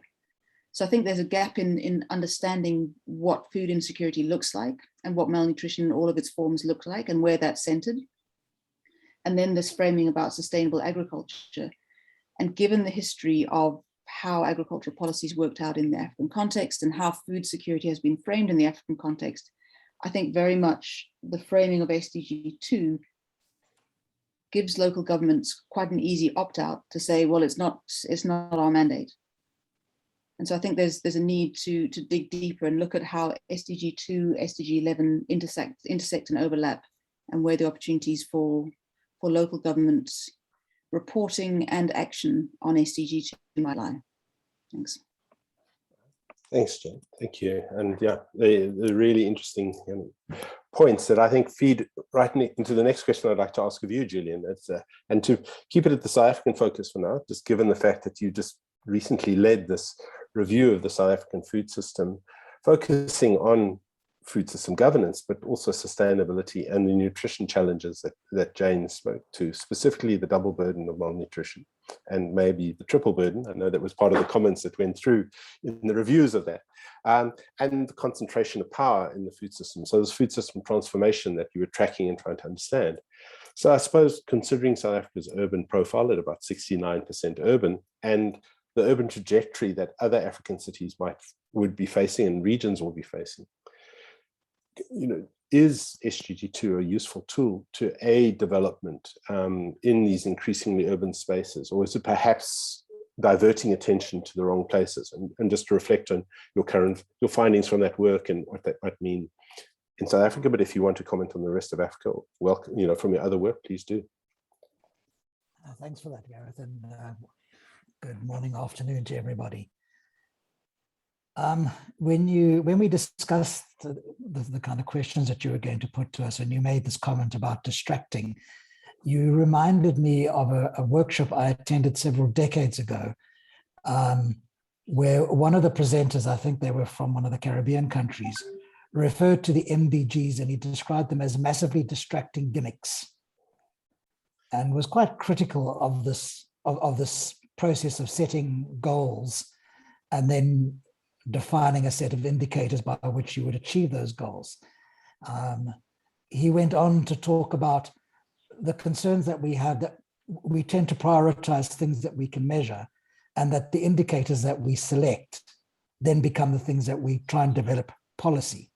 And that was arguing for the idea of an MDG being this distracting gimmick. I must admit there were times that I shared his views, and over the period of the MDG process, I often engaged critically with what we were trying to do with developing this system of global targets. One area where perhaps he wasn't correct is that the MDGs certainly improved the statistical systems of developing countries. So we evolved, official statistics agencies became better resourced, I think had more influence during the period of the MDGs, and developed a range of instruments to be able to gather data so that they could report on those MDGs. So that was in many ways a positive thing. At the time I was involved on the Statistics Council of South Africa, and it enabled us to argue for things like introducing surveys that gathered statistics on poverty and multidimensional poverty particularly. It enabled us to persuade the agency to invest money in gathering income and expenditure data at levels of detail that allowed us to identify what people were eating. And I think this happened across African countries to varying extents and with varying success. But we did evolve a system whereby we could gather data. But the possibility of a distracting gimmick, I think, persists, because we continue to do exactly as Jane said, while the statements in the SDGs, the goals themselves, perhaps even the targets, may seem appropriate. When we drill down into what are the indicators that we've selected to be important, what do they tell us about what we're going after, and how might they influence how we direct funds towards policy? So I think, as Jane pointed out, a really important gap in the targets set, or the indicators used for SDG2, is the absence of any focus on those dimensions of malnutrition that don't fit easily with what's being provided. The statistics to gather on overweight or obesity, the other kinds of statistics that relate that are about diet-related non-communicable disease. And so there's a number of indicators which we either are not gathering, or we're not attempting to gather, or we gather and we don't use. And so I think that's where the distraction comes in. Again, as Jane mentioned, the fact that we focus on a sustainable agriculture rather than a sustainable food system, and then set targets around that, there is the risk, and I think that risk is actually is showing that we then direct our response to meeting the no hunger target as being one where it's, if we can somehow change our agricultural system, we won't have a food security problem. We'll achieve no hunger. So Now, let's focus on this exercise that I've just described. And Gareth, please timekeep for me, because so as part of the process leading to the EU and food system, the FAO, CIRAD from France, and the EU have commissioned 50 rapid assessments across the globe. South Africa is the only G20 country that's included, and thus really has a different set of problems related to SDG 2, but is likely to be the future of many of the other countries. We ultimately identified, the process is very structured, and it requires you to identify only 4 challenges and to propose only 2 levers to address each of those challenges. This is a very difficult thing for an academic to do, but I found it very useful because it forced us to think what might be important. In South Africa, we've come down on 4 challenges. The one is the excessive concentration of power and of influence and of resources in our food system. I don't think this is exceptional. I think, again, many other countries in Africa will also may also have similar trends emerging with growing size of land holdings and with growing influence of who is providing the cities with food. And that's not just growing it, that's producing it and that's distributing it. We know that South African supermarkets have long penetrated into many parts of Africa and are increasingly becoming not just the place where the middle class seek food, but where others are purchasing food. So that's an influence, and I think that concentration may apply elsewhere. It's a concentration across the value chain, and it's not simply dualism. There are clear linkages between the different parts and the different scales of the food system. The second was the double burden or triple burden. I'm kind of ambivalent. I don't really mind what you call it, but essentially it's a burden where the excess supply and forms of malnutrition, which is consuming inappropriate diet, and forms of malnutrition which are associated with not getting enough to eat. Double, triple, I've heard quadruple. The next are the unsustainable practices, and that's unsustainable practices not just in the focus on the technologies that we use, excessive use of chemicals that globally now are recognized as being carcinogenic or globally recognized as having a negative impact upon biodiversity, but also the unsustainable practices of how we provide and provision our cities, and I think of cities and towns. The fourth is the difficulty in governing the system. So where does the power actually exist within government to make decisions? And that, as Jay mentioned, was local. That includes local government. And in the context of South Africa, local governments span towns and the rural areas. So the terminology which I grew up with as a student, the town and the countryside. And so I think we also mustn't always only think of what goes on in the city, because what happens, at least in South Africa, and I think in other decentralized countries in Africa, is that a local authority also has influence over the rural areas and balances competing demands between urban and rural. Let me see, double burden, concentration, unsustainable practices. Now I've forgotten my fourth one. But I probably should stop talking anyway. The governance. The weak governance. I've covered all of them. Thank you, Gareth. I should probably stop talking now. All right, thank you, Julian. Thanks for that. And I'll come back to some of that just now, because I think it links into what Jane was saying, but also what Christiane was saying. But Christiane, as a follow-on and just UNICEF's mandate is, of course, children. And we know that UNICEF works across multiple sectors and has as a UN body, has to address multiple SDGs, specifically as they relate to child rights, but it includes SDG 2 and child nutrition. So I'd maybe just explore with you just the specific lens of child nutrition in urban settings. And for example, what do we know about the situation of child malnutrition in urban settings and the drivers, including the effects from COVID-19 and the pandemic? And then maybe as a follow-on, to ask a more sort of applied question in terms of what can be done across the sectors to improve nutrition for urban populations, especially the most deprived. So, yeah, let me hand it over to you. Yeah, thank you.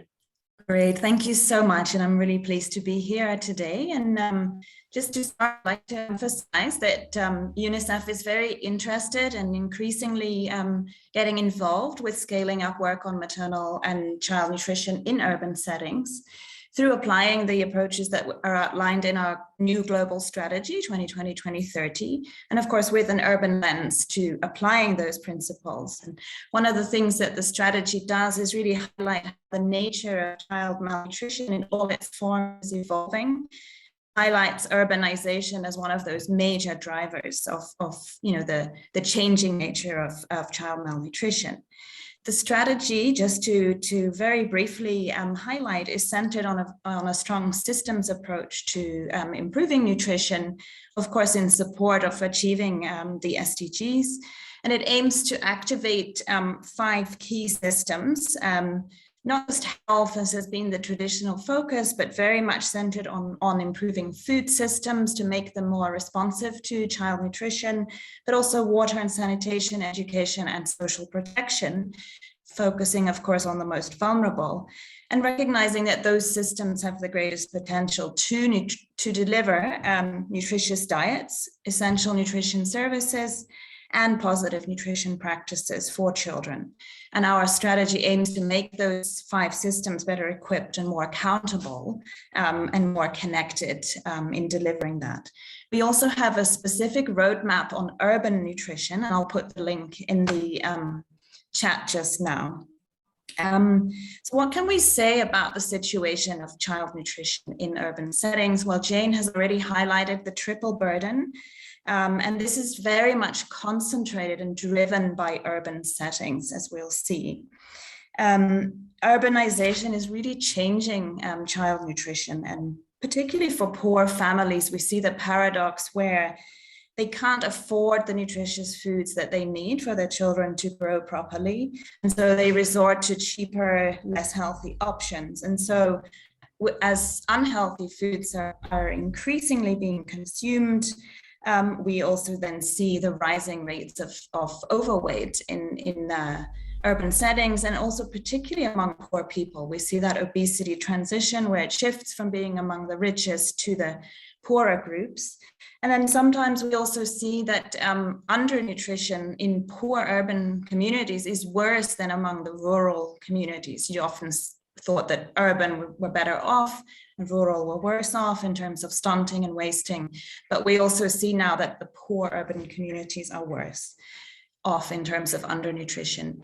We see that urban communities are far too many children in urban communities are consuming too little of what they need and too much of what they don't need to be healthy.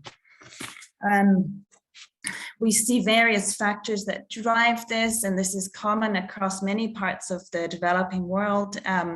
Cities, as has been noted, are increasingly disconnected from the food supply chain. And of course, this increases vulnerability of poor urban communities to sudden surges in food prices, for example. And as we've seen with COVID, and I'll just do a little sidebar on the effects of COVID, because you mentioned that also in the question. We know that the pandemic has exacerbated the fragilities and inequalities that we see in urban food systems. And of course, that's due to not only the lockdown measures and limited mobility, but of course, millions of people having lost their livelihoods and jobs.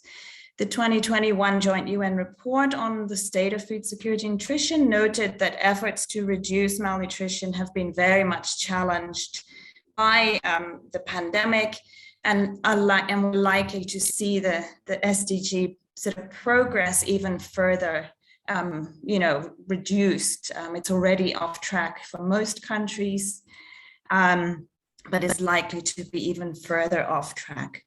We haven't been able to quantify yet fully the impact of COVID on nutrition status, but we did estimate that malnutrition rates would get worse. For example, 7 million more children were likely to be undernourished, and the number of acutely malnourished children would rise by around 20% in Africa. And we're certainly already seeing an uptick in admissions for acute malnutrition from our data.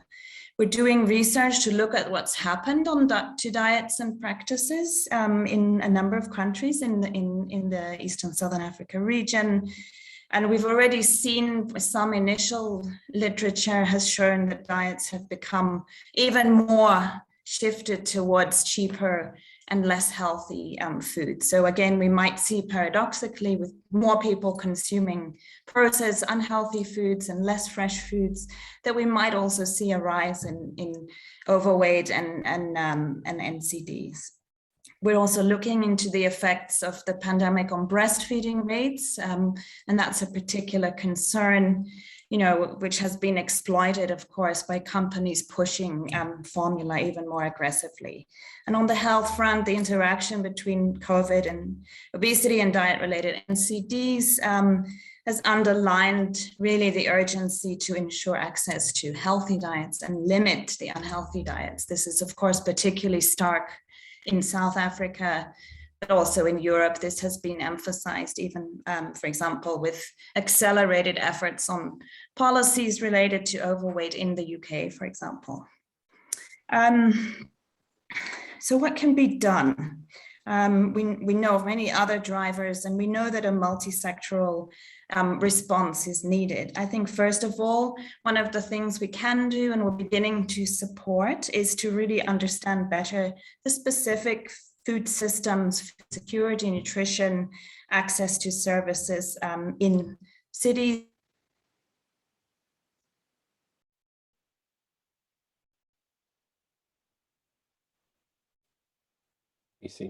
Oops.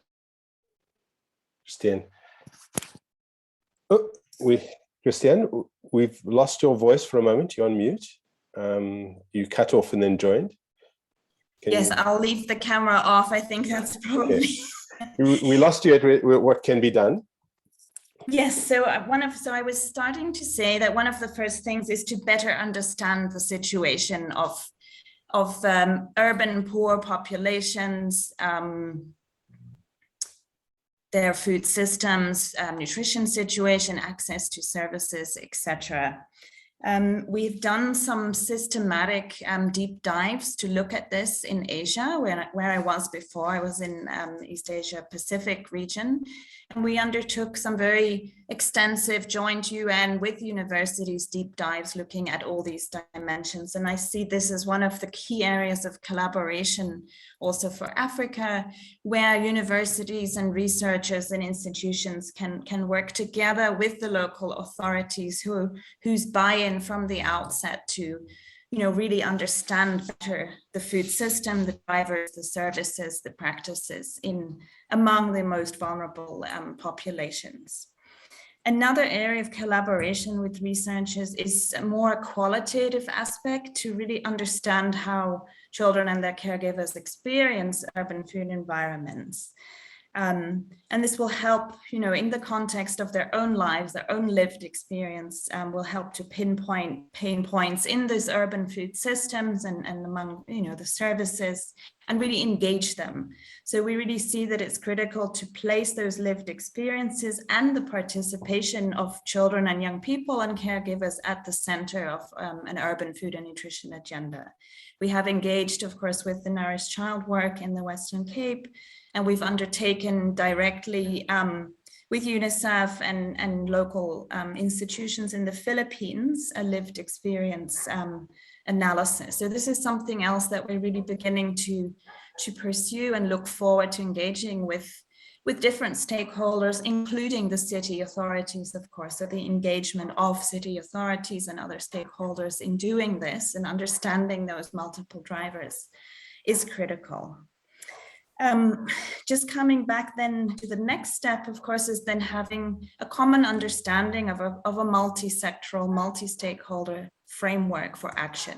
We see lots of scattered efforts, and I think it's important to bring all stakeholders on board around a framework, a common framework for action. We developed as UNICEF what we call the Innocenti framework for food systems for children.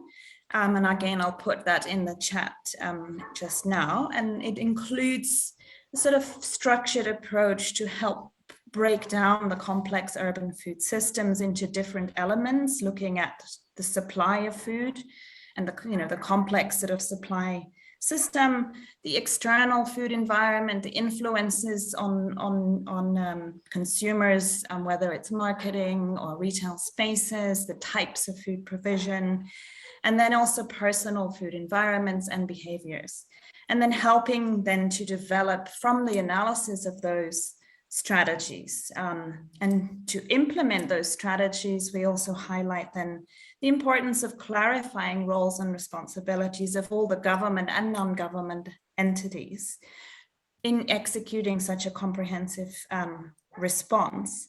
And we have at the national level, of course, important fiscal measures like taxes on unhealthy foods and subsidies on healthy foods, things like restrictions on marketing, regulations on school food environments, front of pack labeling, and all of those kind of national level measures. But we also very much need local action, local measures, innovations. And we've seen local authorities increasingly becoming kind of really strong drivers of local action, local innovation.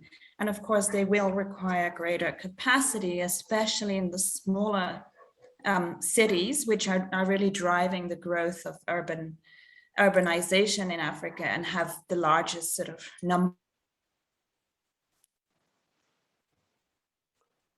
Yeah, we've lost Christiane again.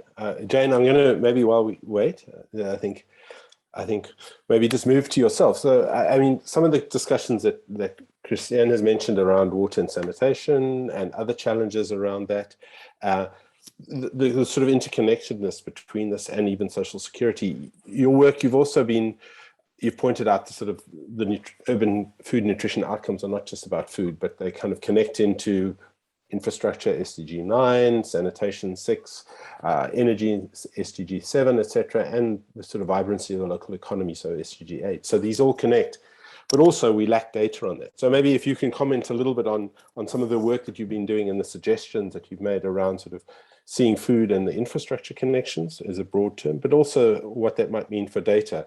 And yeah, we've got 15 minutes left for the sort of discussion part, and then we go into some questions. So yeah, sorry. If you can just reflect on that quite briefly as well, thanks. Yeah, thanks, Gareth. Having earlier said that we've kind of got trapped into this SDG 2 framing of food security being based on sustainable agriculture and saying it's not all about agriculture, it's also not only about trade. And there's been sort of two parallel fights happening in the food security world. One is around we need to make some more sustainable agricultural systems, and the second one is around making food accessible. And so the second part of SDG 2's targets talks about kind of managing trade restrictions, etc. Almost as if we get access right, then we're going to address the food security problem. The work that we've been doing is demonstrating that availability alone is not sufficient. Accessibility, be it physical accessibility, economic accessibility, and even social accessibility, is not sufficient. And when you start to look at what's happening in the cities, I think the things that Christiane was saying about these kind of lived experiences and the way in which people's access to food and utilization of food are fundamentally linked to how our cities are being designed and managed. And so, Christiane mentioned the Nourish Child project. We've been doing a project in which we've been looking at how the food system, the urban system and social systems interact in the lives of people and how they are able to feed their kids. And so things like access and quality of water become really critically important determinants of food and nutrition security. If you don't have good access to water, it fundamentally shapes the kinds of foods you buy because you know what you're going to be able to cook safely. The quality of water also fundamentally shapes your child's health in terms of kind of diarrhea, etc. And so they might be eating enough, but they're still not gaining because of these losses. Likewise, the cost of energy has a fundamental impact on what people are buying and what people are cooking, but also what the street traders are doing. We know in many of our cities, transport infrastructure means that people have incredibly long commutes, and that's fundamentally shaping what they're doing. So it's not simply about accessibility to food, it's how you live, move, and have your being in a city. And I don't think we're doing an adequate job of that, and I don't think we're doing enough to try and connect the dots and see how those things are shaping both people's experiences, but also their perceptions of the food system. So again, in the Nourish Child project, we're talking to people who are sometimes buying from the informal trade sector, particularly the SPARs, the informal general dealers. But their concern is they know that this sector is meeting their needs in a number of ways. They're bulk breaking, they're selling food on credits, there's, all of those kinds of dynamics are playing out. But there's also a reticence and a resistance to buy from them because the challenges of waste management and sanitation and unreliable energy supply means that they don't trust that that sector is able to deliver food as safely as the large-scale formal. And so we've got to think about how these things shape the food system and perceptions of the food system, as well as how people engage that. And so really, I think what we're arguing is that if we're going to understand the determinants of food security, it needs to go beyond understanding agriculture and what the food system might look like. It needs to go beyond understanding access and start to look at how food intersects with these other core urban systems. And if you look at the New Urban Agenda, food security was actually listed as a basic good in the same way that energy, water, sanitation, etc. are listed. And so if we're thinking about then, I've said the indicators that we're using for SDG 2 aren't sufficient to meet the issues in the urban areas. So what do we then need to track? Well, the one is obviously tracking the kind of diet nutrition transition. But I think we also need to be tracking things like food sources, having localized food price data, and the Pieterse Economic Justice and Dignity Project are doing that kind of fine-grained local, because the CPI, the food index, isn't really capturing what people are buying on the ground very well, and those local differences. So I think it's around capturing those kinds of data to really understand what access looks like, but then also making sure that we're feeding in kind of the absolute access and quality of access to these various other different infrastructure components that then really fundamentally shape people's food security and nutrition security in our cities. Thanks. Thanks, Jane. Thanks so much. And I think linking back to that as well is, Julian, your work has not just been about food security. You have mentioned being on advisor to the National Statistical Agency and part of a global, so your work has been around poverty and inequality, and your international reputation speaks for itself, and how that connects into multiple goals. But you recently led the drafting of the latest edition of the child gauge, and I was just wondering how, in focusing on that and some of the challenges that Jane and Christiane has just pointed to, what policy levers you sort of suggested in terms of that, and how those might relate into, policy levers in the child gauge, and how that might relate to the Sustainable Development Goals as well. Thank you for that. As you say, I came into food security indirectly. My focus has been always on measuring poverty and then thinking about what would reduce poverty. Child malnutrition is a very useful way of measuring poverty, because children are most immediately impacted upon the poverty of a household, and that's poverty not only in terms of money, but also the poverty of their environment, the things again that have just been commented on. The child gauge, again, for the international audience, is an annual production that comes out of the Children's Institute at the University of Cape Town. It's links researchers to people involved in advocacy and policy, and so it has a very clear advocacy goal. Sorry, I see someone. Thank you for sharing it. Here's also another link. This child gauge adopted the notion of the slow, what we described as a slow violence against children, and we were talking about malnutrition as that slow violence. It's a term that comes out of the climate change literature. It relates to changes which are slow, often not recognized or not properly measured, and which have an impact that endures.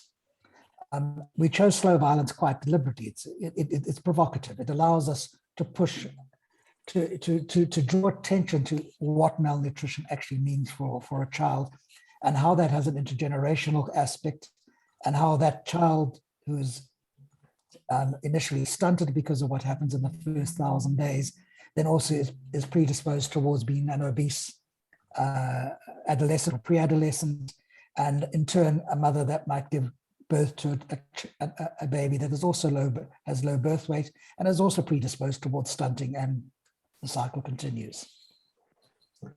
So again, as a document that is trying to that serves as an advocacy document, we were once again compelled to come up with a limited number of messages.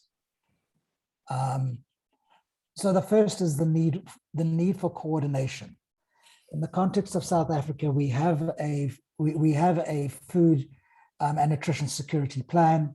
It calls for a coordinating body, which is supposed to be multi-sectoral, so it's supposed to involve NGOs, government, the private sector, and other actors. It's not yet constituted. We would like to see that established in the form that the plan describes it, as a multi-sectoral institution and not simply a technical coordinating committee of government departments. So that was the first call.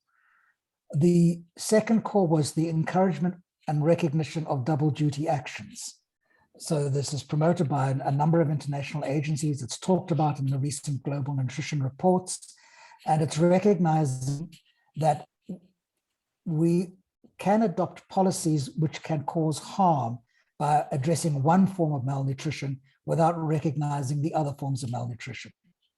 So we can feed children, but if we feed them unhealthy diets, if we feed them diets that cause them to either put on weight or not to have the micronutrients that they need, we will cause harm.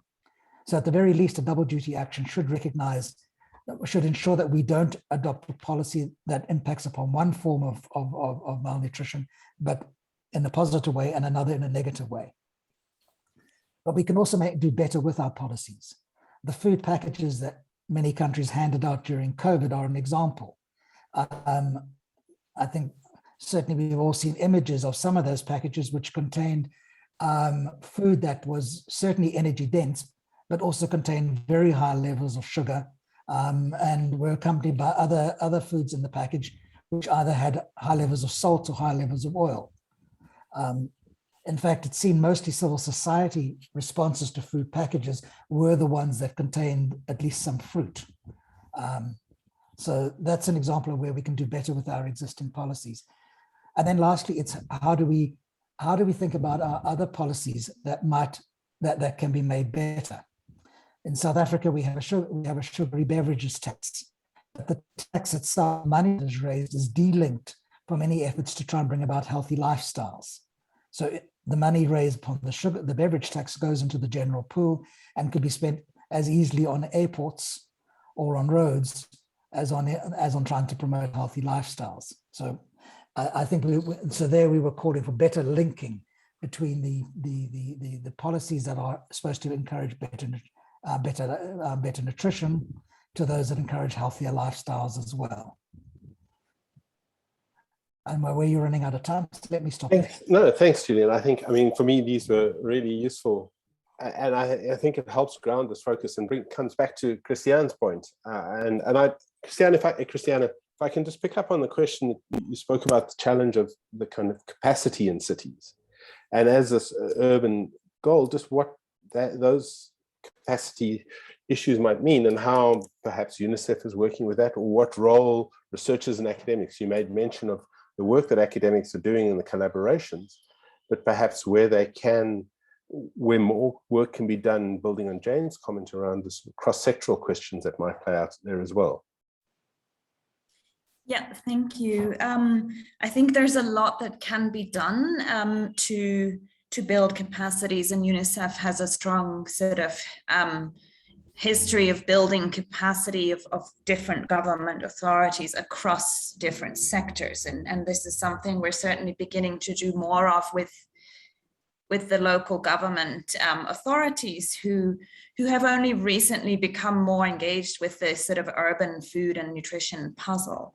I think when we talk about skills building of local governments, but also the non-government stakeholders in a city, for example, that need to work together with government, I think we need to sort of, first of all, raise awareness and start with a common understanding across all the different sectors and authorities and departments and the non-government entities that they are going to collaborate with on what such a sort of multi-sectoral, multi-stakeholder, comprehensive framework to improve food systems, to address the nutrition challenges looks like. What is the theory of change to achieve outcomes, to improve it, to make food systems deliver better for children and young people in particular? And what are the specific actions that will be effective? So building that common understanding, first of all, I think is an important area of also building capacity. And of course, then there's specific capacities that I think are important to pay attention to, like policy and planning and enforcement of legislation and regulations, budgeting, financing, coordination in particular, how to set agendas and coordinate effectively.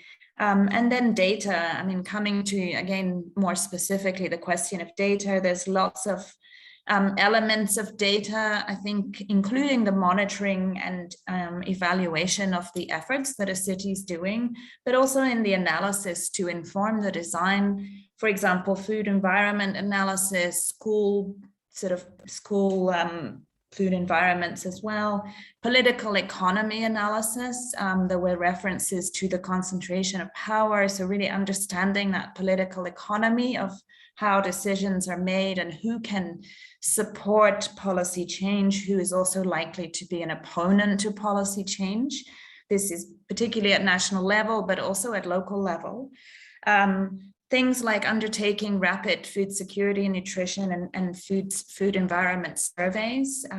We've seen more and more local authorities working together with universities to undertake those kinds of surveys.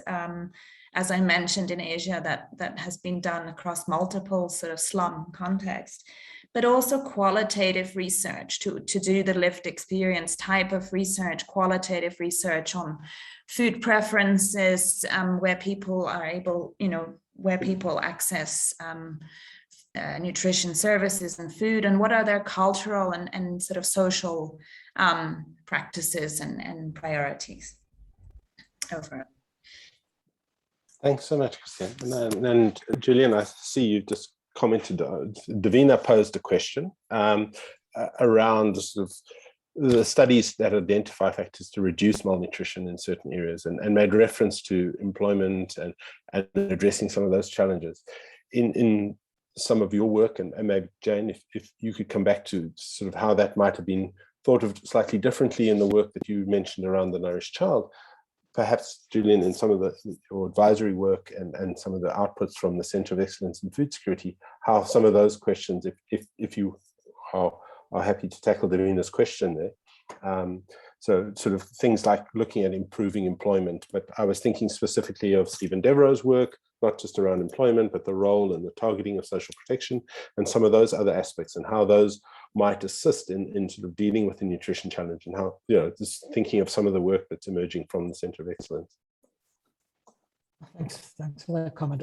I've posted a link to a published paper which attempted to use more complex statistical modeling to be able to link poor water, sanitation, and hygiene conditions to child diarrhea, and from that to childhood stunting.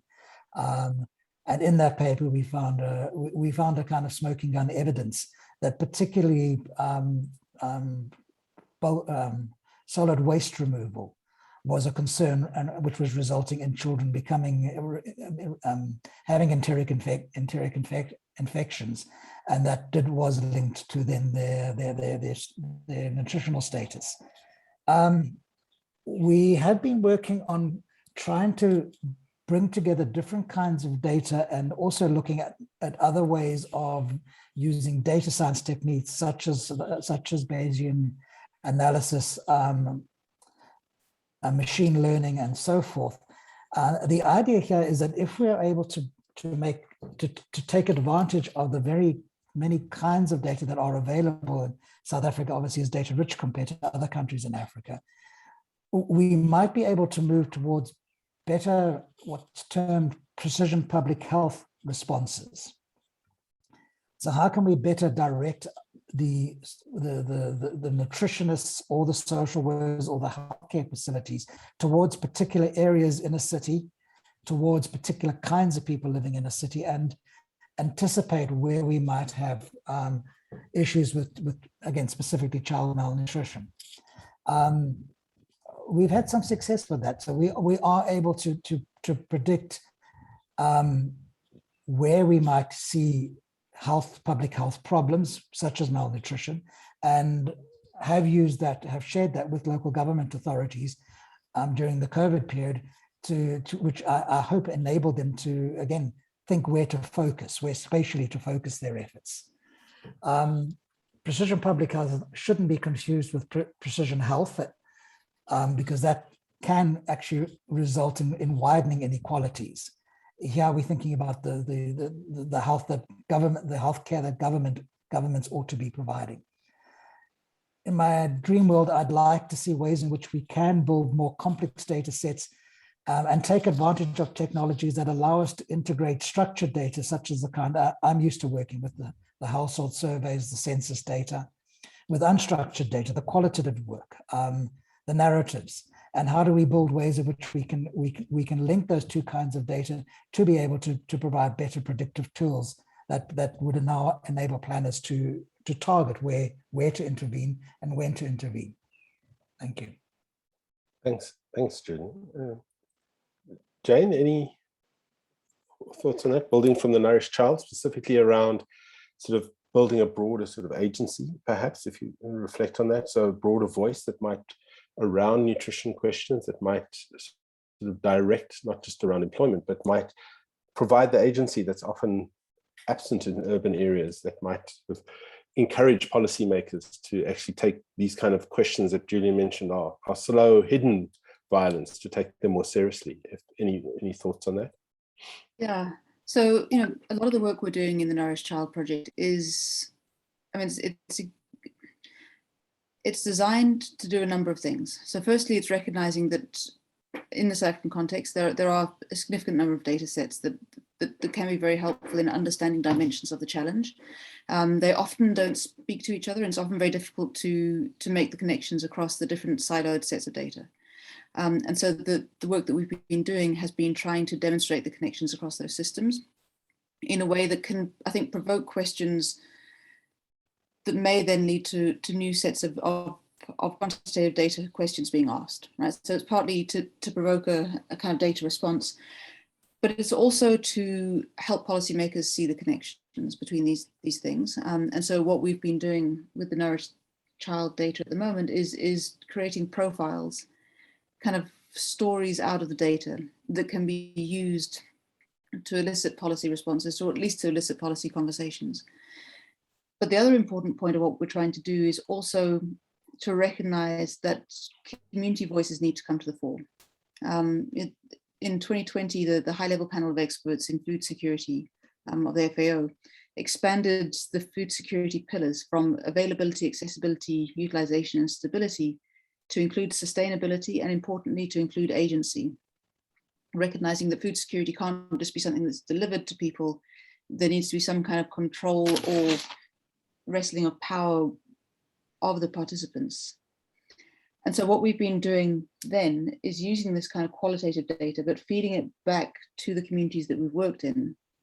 And we're currently developing workshops with the research participants, feeding back the data, getting them to reflect on the process, getting them to reflect on what it means for their context. And from there, then hold wider workshops where wider stakeholders and government officials are invited into that space. And the research participants themselves have the capacity to speak back to those entities. And so it's a different way of trying to elicit change, and a different way to work with data. And I think, putting it in combination with the kinds of things that Julian's saying could be incredibly powerful. And I think what we're really needing to understand is that there's been no traction on the urban food issue, partly because of how it's been framed historically, and partly because there's been so little political will. And one of the reasons there's been so little political will is there's been so little kind of mobilization around it. And so part of what we're trying to do is to conscientize the policymakers, make them understand why this is a problem. And it's not just a problem of malnutrition. We've got to think about what the long-term consequences of that are. What are the kinds of strategic goals that cities and governments can achieve if they have a well-nourished population? What are the kinds of economic benefits that can accrue to a city if they take the whole of the food system and not just kind of the conventional large-scale sector in imagination? So it's kind of about using these narratives to provoke political will and another set of conversations, and to empower the participants to speak back into those situations. Thanks, Jane. And I would like to bring Muriel Mafico into this. And thank you for joining us, Muriel. I know your schedule didn't allow our full participation, but to the wider audience, Muriel is the Deputy Representative for UNICEF in South Africa. And so, yeah, I was wondering if you wanted to maybe speak to how UNICEF South Africa specifically might be engaging in the SDGs, and if you'd like to maybe comment. Christiane made a mention of sort of building and looking at more qualitative information, and Jane's mention of certain qualitative processes here as well. And I see some of what Christiane has put in the chat. But Muriel, if you'd like to maybe, if there is some work that you'd like to speak to, but maybe just a reflection on South Africa's engagement in sort of working with those who are responsible for SDG 2 to maybe speak to that in the South African context, if you can. And welcome, and thank you for joining us. Okay, no, thank you so much. Thank you for this opportunity to join you. From UNICEF South Africa side, we are part of a UN-wide monitoring of SDGs. So our work is not in isolation. We work with the rest of the United Nations, specifically when it comes to the SDG related to hunger. We have agencies like FAO, agencies like even WHO, who are part of that kind of monitoring. The element I wanted to flag, Gareth, with your indulgence, is the citizen-based science approach, which we are exploring. This is mainly in the area of water and sanitation, but it can be applied to any of the SDGs, where we want to engage people, getting their perspectives, and ensuring that our monitoring of SDGs benefits from the perspectives and views of ordinary citizens. We're excited about this initiative, which we are going to be rolling out here in South Africa. The focus, as I said, being on water and sanitation, but the application can be to any of the SDGs. The other element also, which is critical here, is using innovation. Using innovative platforms that allow us to get that kind of feedback. So from the UN side, as an example, next week, we will be signing an agreement with GovChat. GovChat is a well-known platform here in South Africa, which allows citizen engagement. And through this platform, we are hoping to reach millions of people who can give us at least their perspective on some of these topical issues. This is not research, it's not, the scientific research that is nationally representative, but it is voices of people, which are so critical to the dialogue on SDGs. So these are just the two initiatives that I thought I should share: the citizen-based monitoring of SDGs in relation to water and sanitation, but with broader application, and then the use of platforms, numerous platforms that exist where we can hear the voices of ordinary people when it comes to SDGs. Lastly, from UNICEF side as well, we work with the World Bank. One of the SDGs that we've been addressing with the World Bank, and we're hoping to do more of this kind of work, is the SDG on poverty. Really accompanying the monitoring of that indicator, making sure that, again, it is engaging multiple stakeholders. There is an SDG hub at the University of Pretoria. So in South Africa, we have no shortage when it comes to platforms and partnerships that we can use and leverage for monitoring SDGs. So I think going forward, we're excited to be part of this dialogue. which is also underscoring the transdisciplinary approach that we need to take when it comes to SDGs. We know that while we have the 17 goals, they're interconnected. So we really need to think in a very transdisciplinary way, and also to think in terms of partnerships and beyond South Africa, because achieving the SDGs is going to push us, it is pushing us to think beyond our national borders and also look at some of the regional agenda issues that we need to consider. Over to you, Gareth and colleagues. Thanks, Muriel. I'm going to keep you kind of on that question, because I was just perhaps, and maybe as a UNICEF representative, it's a bit of an unfair question, but I would imagine 2 points. One is where traditional governance and government departments are incredibly siloed and incredibly structured around specific mandates. And so when one starts to engage in these transdisciplinary issues, I would just maybe some reflections on how, if that's still a work in progress, fantastic, how one engages with the state across these disciplinary kind of tensions that might play out. But equally, I suppose how politicians, and again, this is where it might be unfair for a UNICEF representative, I kind of feel that they need to always defend data. So when data is coming from the citizenry in that format, rather than the voices, maybe, how do they, are politicians perhaps listening to the citizen kind of data and the citizen science, or do they still defer to the national statistical agencies for the kind of data, and how that might play out, and just to try and get to some of those tensions perhaps? Well, Gareth, you've highlighted several very interesting and potentially controversial issues. Let me start with the one on governments being siloed. You know what? Many of us are siloed. And that's why it's a mind shift. It's a mind shift. It's also about trusting others to bring, to add value to the work that we do. So I think we all suffer from working in silos and being stuck in our silos. But the kinds of challenges we are dealing with, the complexity of those challenges is such that we have no option but to break out of those silos. So it's going to be a mind shift. It's a change management process in the way we think and the way we approach tackling complex issues, which is what we are really dealing with here. Very complex issues, wicked problems, as some people might want to call them. So we have no option but to think outside our sectors. We have no option but to think in a transdisciplinary way because of the complexity of the issues we are dealing with. Now, when it comes to, is government ready? Are partners ready? In the area of citizen-based monitoring, citizen-based science and monitoring of SDG related to water, we're actually working with the Department of Water. My colleagues have been engaging the Johannesburg partners, the Department of Water, and there is appetite for it. So let's use it as a test case and see how it goes, document it.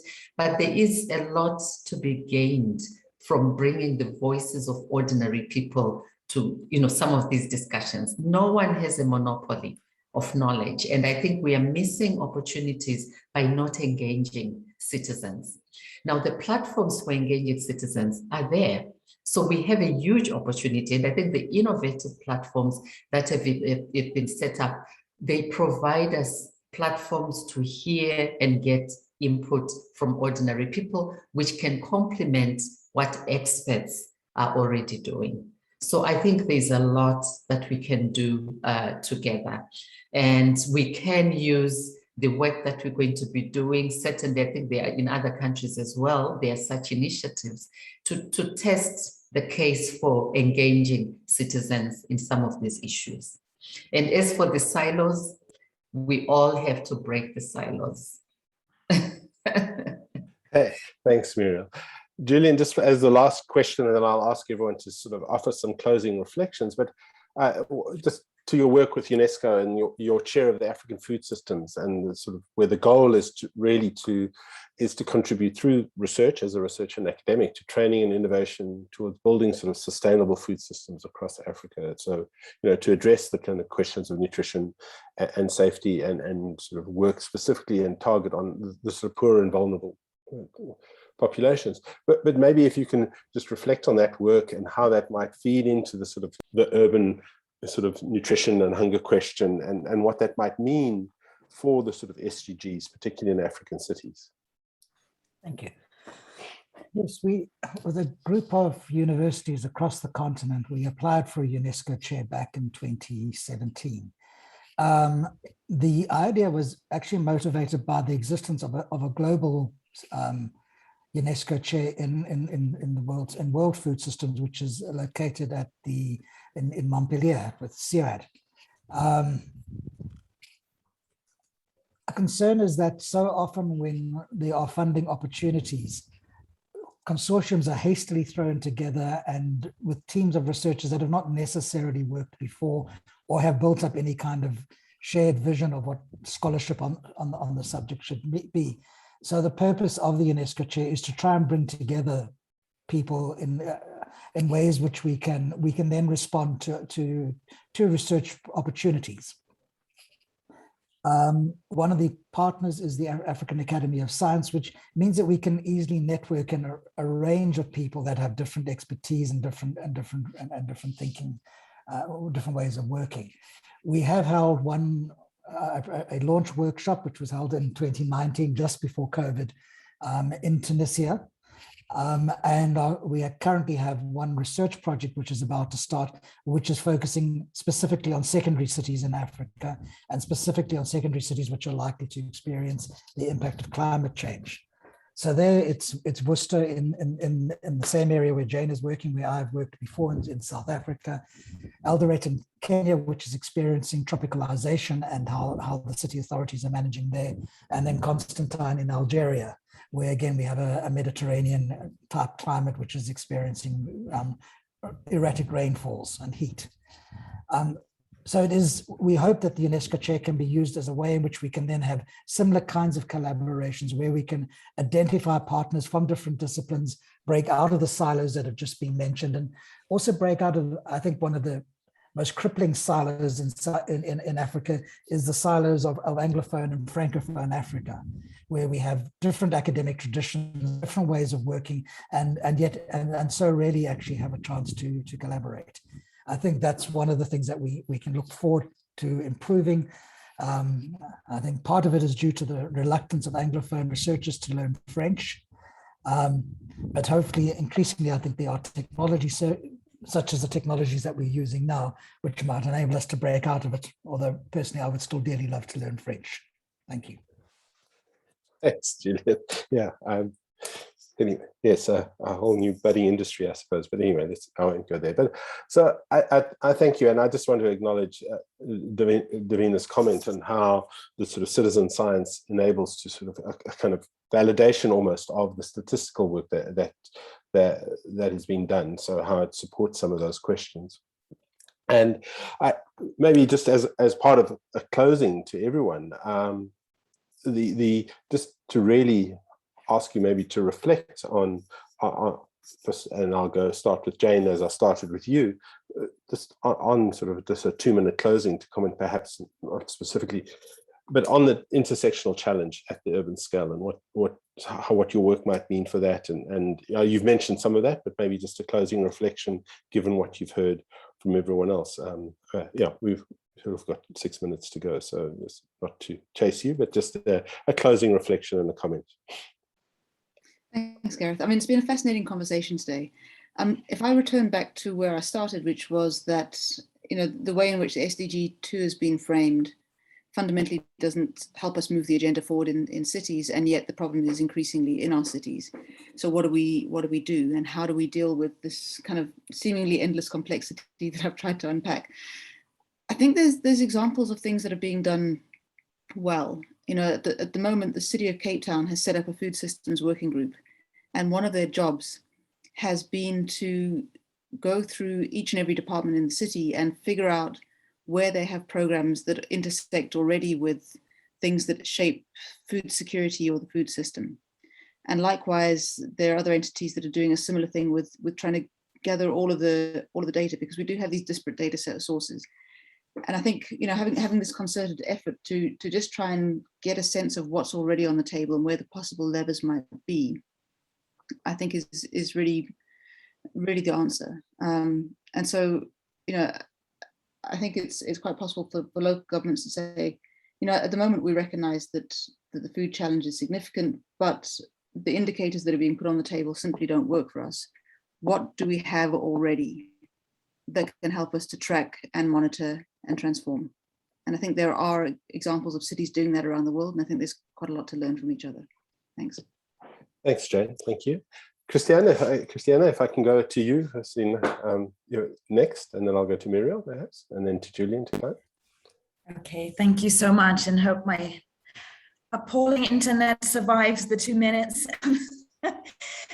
Yeah, just to say, you know, I think this whole area of the multi-stakeholder, multi-system efforts to improve food systems and nutrition for children in particular in cities is something that, you know, myself, my team, my colleagues are really excited about and very committed to direct more energy than we traditionally have to really focus on the urban poor, urban slums. And I think UNICEF is quite well positioned to do that with the multi-sectoral structures and programs that we already have. So not just nutrition, but health and WASH and social protection, social policy, early childhood development, child protection, and strong data sort of colleagues and units and institutional capacities to support the various things that are needed to advance those agendas of multi-system approaches, including, you know, really looking forward to collaborating with institutions in the region to generate the context-specific data that. Oops. Muriel, I'll go to you now. All right. I think she would have said we need to move with speed because there is a sense of urgency. I saw a recent report that was shared by UNICEF, the global report that was shared recently. There's a huge sense of urgency. We need to move with speed. We need to broaden our partnerships, our alliances, and we need to engage ordinary people. I think the importance of a broad-based coalition, a broad-based partnership to address these issues is important. And of course, it will be multi-sectoral because that's the nature of the issues that we are dealing with. And I think from our side, from UNICEF's side, you do have an ally. We are investing in a lot of monitoring. There are so many resources which are available. So we can leverage the fact that we are present in 190 countries and territories. And other UN agencies too have a huge footprint. That is a lot of wealth that we have collectively to know what works and, you know, what we can borrow from other regions and of course adapt it to suit the local context. So I think together we are rich, together we are well able to deal with these issues, but it does require a mind shift. It also requires that we try new strategies and we deploy innovation, because right now it's such a beautiful time to be alive. There are so many innovations that are out there which we can utilize to address some of these complex issues. Over. Thanks. Julian, maybe? Yeah, I think it was Muriel who made a mention of the notion of wickedness and the kind of problems that we're dealing with. We need to be reminded that one thing that makes problems wicked is the fact that we don't necessarily agree what is the problem and what is the solution. In fact, we may profoundly disagree with one another. And also, these are the kinds of problems where there are significant vested interests. So an action that prevents a company promoting infant formula is an action which will cost that company money. And they are very likely to push back. So I think something which we need to devote more attention to, it's great to say that we need to partner, but some partnerings are going to be difficult. And I don't think we yet have the skills to be able to understand how do we partner when we disagree. Not only that, how do we get people around the table when they disagree? It's inevitably when we have these kinds of discussions, some of the largest food companies are the ones not present. Or if they are present, they send their executive who's in charge of their social development programs, rather than the one who actually makes real decisions in the boardroom. So something I think we have to decide upon is how do we engage with people who are in boardrooms? And I don't think it's easy. And I think that's where we might want to focus some of our attention in the future. Thank you. Thanks, Julian. And I'm conscious that we are at time, so I'm going to just take this opportunity to, building on that and a very collegial and pluralistic conversation where perhaps the politics of Africa is going to be an agonistic one where we have to find out where common ground might lie and make compromises. But to all the panelists, thank you so much. I know to try and convene a session speaking on issues of one's work and drawing it into a space where there are going to be comments and questions, etc. I'd just like to thank everyone, Jane for your work, Julian, Muriel, and Christiane. Thank you very much for coming through and for agreeing despite my somewhat confusing brief in the initial time of that lot.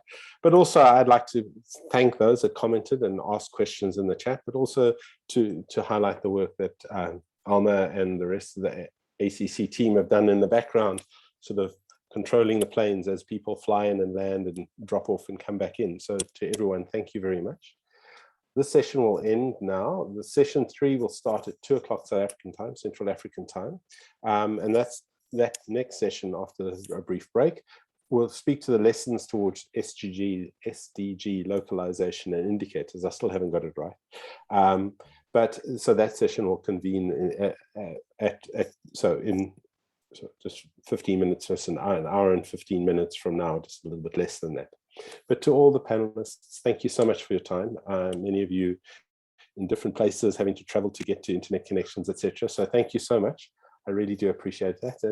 And just to thank you to everyone and the participants in the chat who sat and participated in this conversation as well. Thank you so much. And yeah.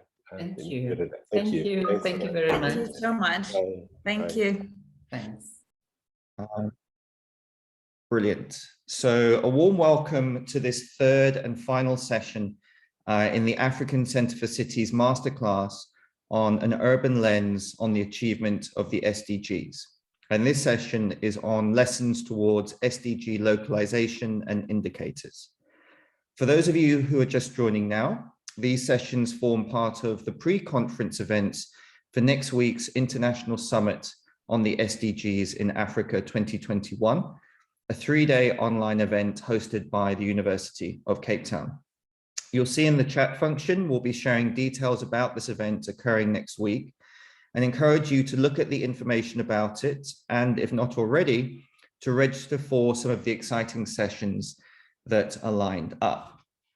So just to recap, so far today, we've heard in the first session about the challenges and political and strategic opportunities that existed in the run-up to the finalization of the SDGs to have in place a specific urban SDG. We've also heard in the second session, by taking food as a starting point, about the challenges of definition in relation to the SDG goals and how they can lead us to measure and define success in ways which are not necessarily always appropriate, and also about the deeply interrelated nature of the SDGs themselves.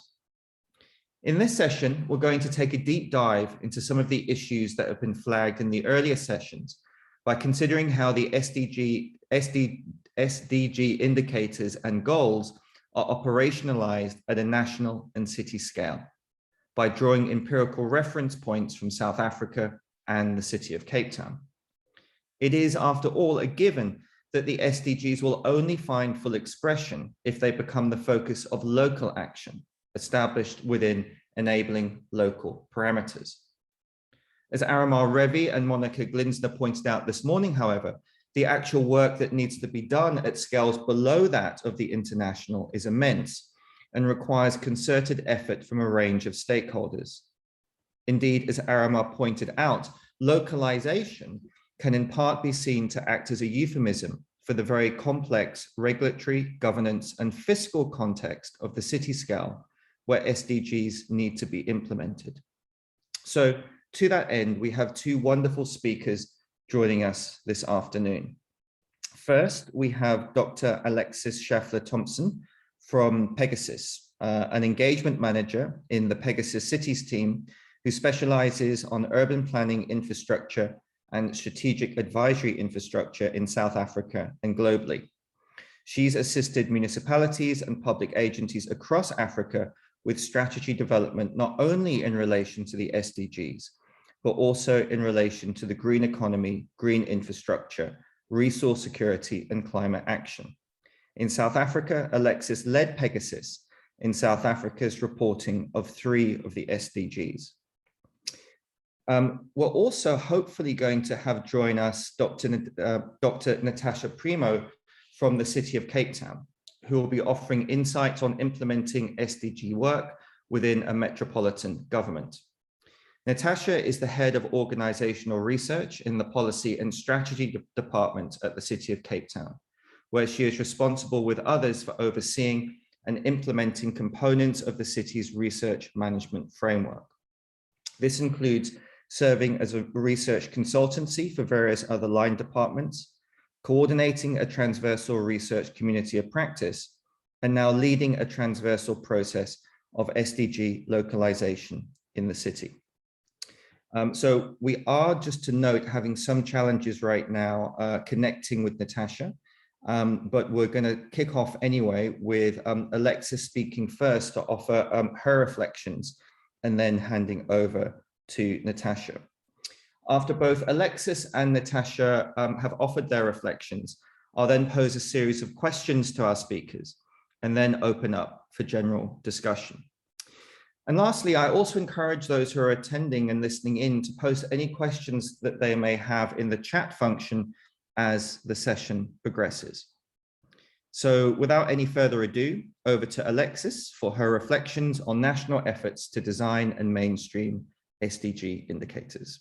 Alexis. Thanks so much, Andrew, and thanks for having me today. It's an exciting platform and I think such a critical moment to be talking about all of these themes. So I'm going to be reflecting on the voluntary national reporting process that was led by Stats SA in 2019. And I think the context there is really important, and some of the insights that I'll share with you over the course of the session will be, contextualized by some of the early history that Stats SA embarked on as a national statistical office as part of the VNR process. So excuse me for some of the reach into history, but I think that does hold a lot of lessons for how the process was carried out. And I think going forward, there's quite a few learnings, particularly in relation to current efforts that I'll speak to in a bit. So I think many of you will know that South Africa is a signatory to the 2030 Agenda for Sustainable Development. And as part of that pledge, South Africa committed itself to implement and report on policies that advance the 2030 Agenda. And it was in 2010 that Cabinet endorsed Stats SA as the focal point for reporting and institutionalizing the coordinating processes to support the SDG voluntary national reporting process. So there's quite a long history there, and there was a huge lift on the part of Stats SA to get to the position of voluntary national reporting. Many of you who are interested in the SDGs and the targets might only see the high-level indicators and targets reported on the UN's website, but there's a lot of metadata, and there's obviously a lot of effort that needs to go into aligning with the global methodology. So as that was unfolding, Stats SA opted to produce a variety of goal reports that served as the basis for an overall country report. And that's like the glossy image that you see being reported at the UN High Political Platform. And that was in 2017.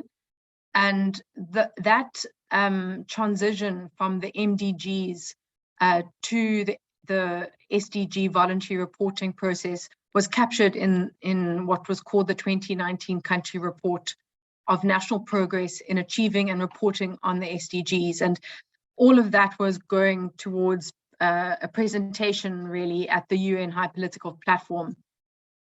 Now, to get to that point, Stats SA engaged several sector research and academic experts to assist with the goal report production. And Pegasys, where a consulting firm, as Andrew mentioned, was selected as the sector experts for SDG 6 relating to water, SDG 14 terrestrial ecosystems, and SDG 15 oceans. And that process was explicitly framed as a consultative process with private sector, civil society, and other stakeholders that were brought into the reporting and vetting of the targets and indicators.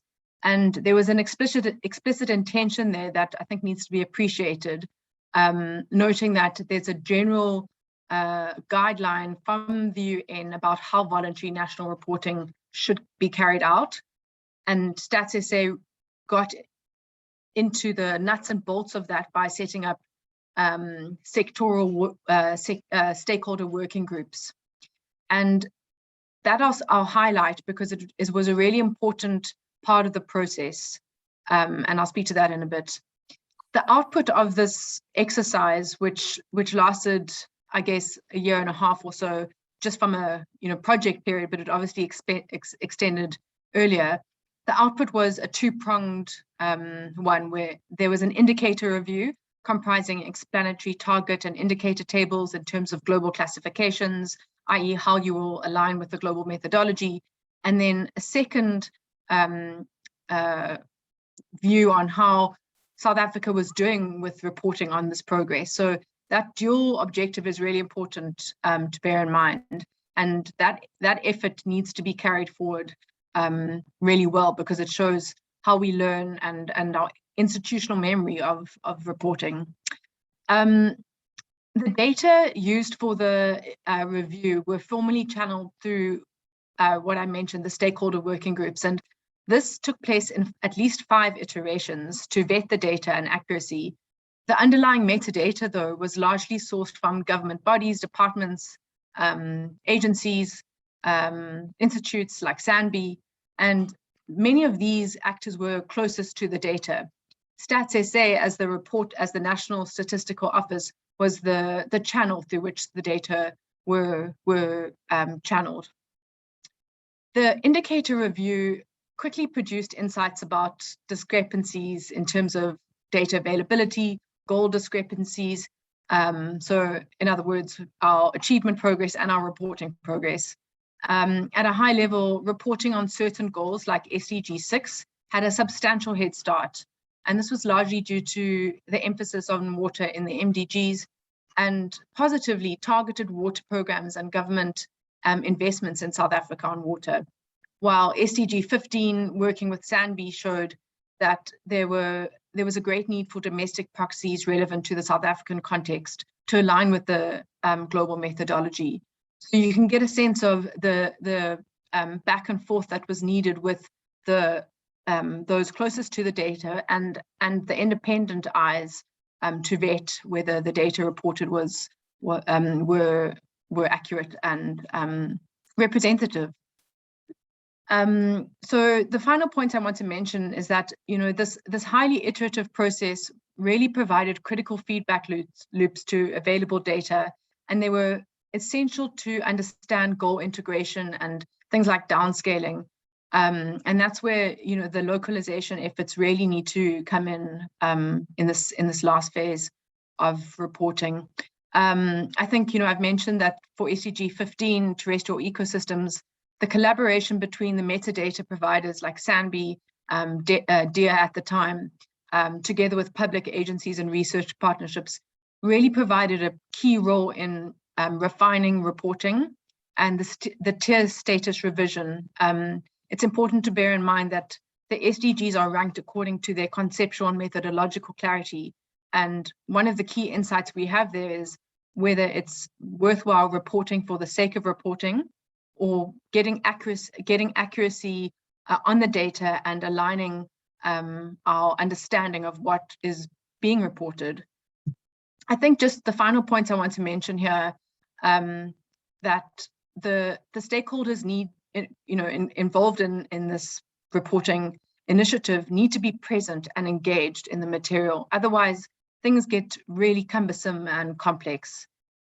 We had a short time, just less than a year, to really get into the nuts and bolts of things. And it was through a lot of blood, sweat, and tears that we did so. But it really required input and participation of those closest to the data while needing that independent vetting exercise. So I think I'm just going to pause there, and then we can perhaps talk about what happened and what is happening more recently, Andrew, and some of the questions that you might have. Thanks. Thanks, Alexis. That was wonderful, and a real insight into how you take what is a hugely aspirational set of ideas and actually try and implement them and work with them within a national context. We are still having some challenges getting hold of Natasha. So if it's okay, I'd just like to pose a couple of questions that kind of reflect back on some of the discussions that happened this morning, and also kind of synergize a little with the points that you made in your presentation. So the first really is just in relation to Stats SA. And something that was flagged this morning was that one of the challenges with the MDGs was that they were seen to be, as you point out, potentially just collecting data for data's sake. And there was a bit of a pushback this morning from one of the respondents who said, well, actually we need to acknowledge that one of the key successes of the MDGs was to strengthen stats data collection across the global south. And I wondered if you could reflect potentially on the implications of the SDGs themselves in terms of the operations of Stats SA. Look, I think it's such an important question given where Stats SA is at the moment. I think it's struggled, just the broader context, it's struggled to remain not relevant, but to get investment from national government to continue its operations. So I think there's a context there that we need to understand, that the SDGs provided a bit of recognition, I think, to Stats SA and their ability to engage stakeholders and to improve our statistical capacity, for sure. So I think your question is spot on, but it seemed that there are broader macroeconomic issues that also affect that ability. So I think we're seeing that a lot through on the SDGs, in other areas like net positive water, net zero, that they can really be catalysts for recognition and investment in data and statistical capacity. But there are broader challenges that sometimes, get in the way, to be frank. Thanks. Just a follow up to that, in relation to the VNR, which you mentioned, perhaps you could just speak a little more about what that is and involves for those in the audience who potentially don't know.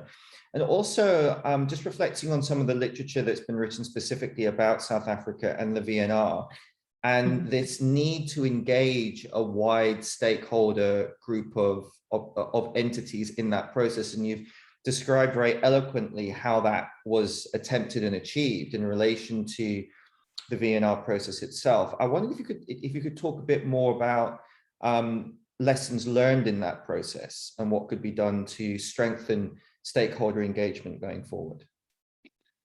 So your first question, I think it's a really useful one, because we as consultants and the team, we're thrown into an SDG reporting process with the backdrop of the VNR guidelines, and we had to quickly get up to speed with what was needed and the methodologies that were needed in that.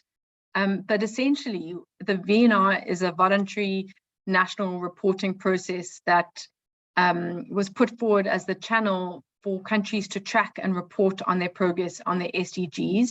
And as a voluntary process, countries were allowed, if they so wished, to present their voluntary national results or reporting results at the UN High Political Platform. And that sits every 2 years under the auspices of the UN Economic and Social Council. So there's a process that precedes that. The UNDP developed a rapid integrated assessment tool to help countries understand what this might involve. But essentially, the VNR is really just the reporting process happening, for feedback to the UN High Political Platform. The lessons, Andrew, that we've reflected on, I think there are a few. I mean, from a stakeholder perspective, as I mentioned, stakeholder input and present engagement was really critical. And at the same time, we found that having too many eyes on the data and too much noise was confusing. So I think there's an element in any kind of reporting to kind of cut out that noise a bit, and first understand what the data show and what the levels of domestic proxies might be needed.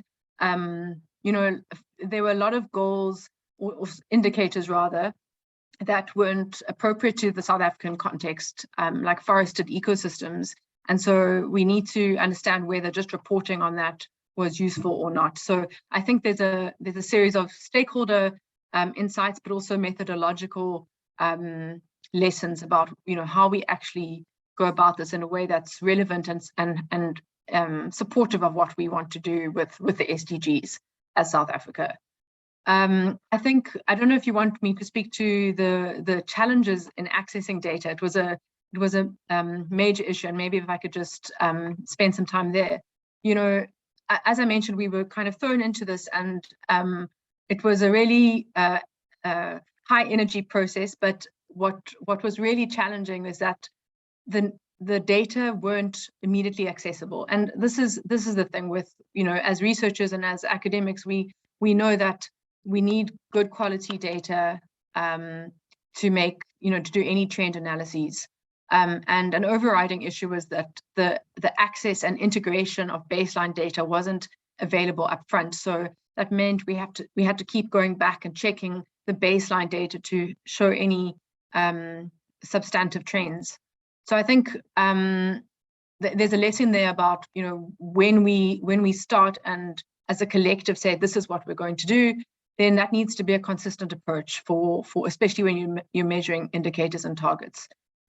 We found while working with some of the metadata experts was incredibly useful. It was incredibly cumbersome at the same time because multiple rounds of data as they got new, global inputs. There are various commissions that are feeding into this process, and that meant that every new set of data set had to be reviewed, and that's just a waste of time.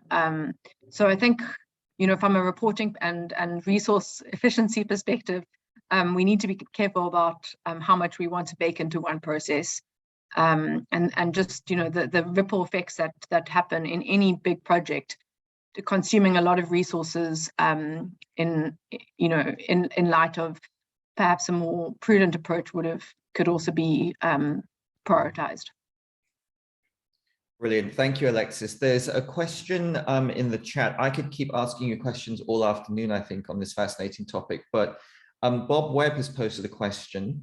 Did Stats SA have a vehicle for coordination across other government agencies to draw out implications of interdependencies across the SDGs, especially to move beyond reporting VNR to strategic responses to meet the SDGs? And I think here there's a lot to say about COGTA and other departments and just that web. So I wondered if you could reflect on that. So thanks, Bob. This is a question that I'm going to answer in two respects.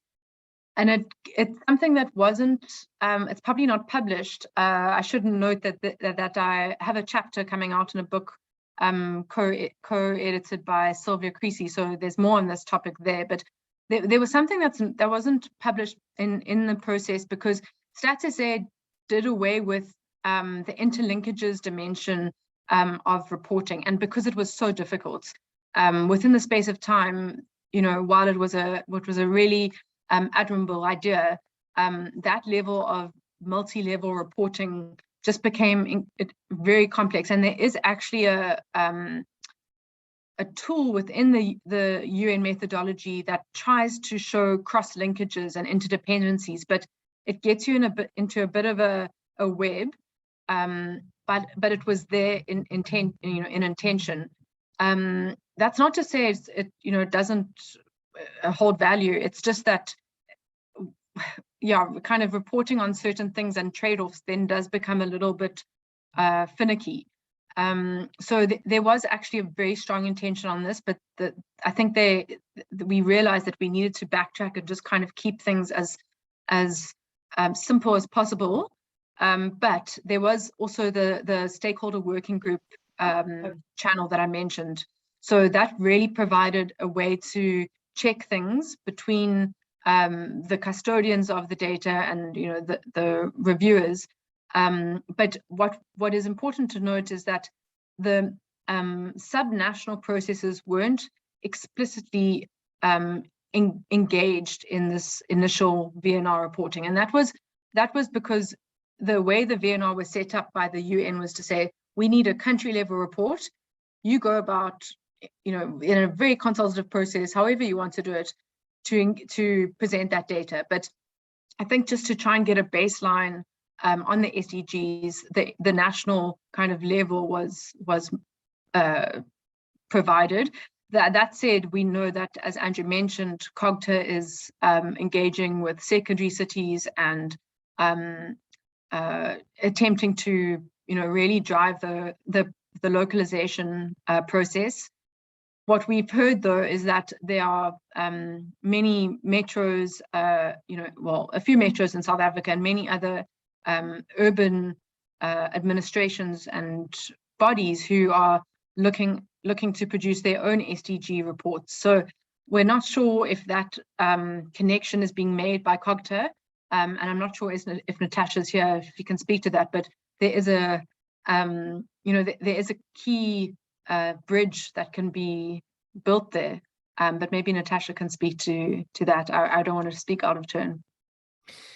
Thank you very much, Alexis. And that's a perfect segue in time and topic to having Natasha Primo join us.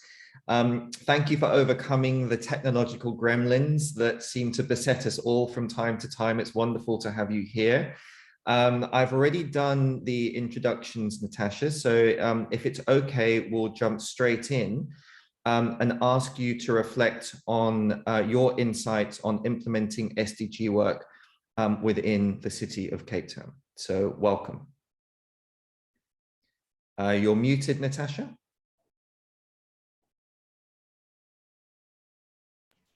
Thanks.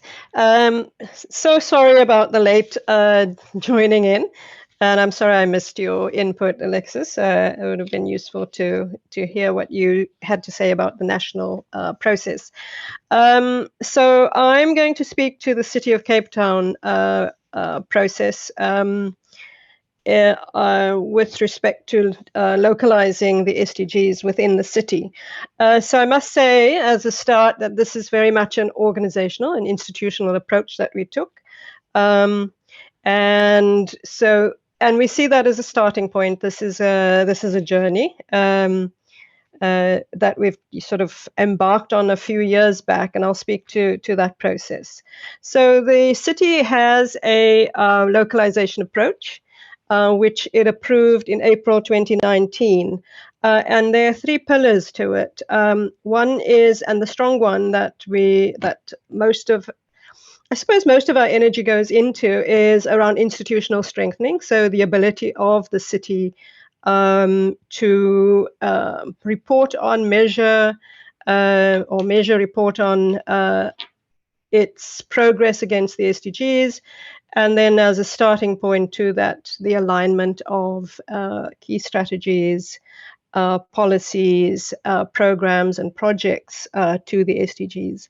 The second pillar to that is global positioning. So it's, taking on and embarking on exploring relationships and partnerships with other organizations and entities that are interested in lesson sharing, in learning from each other.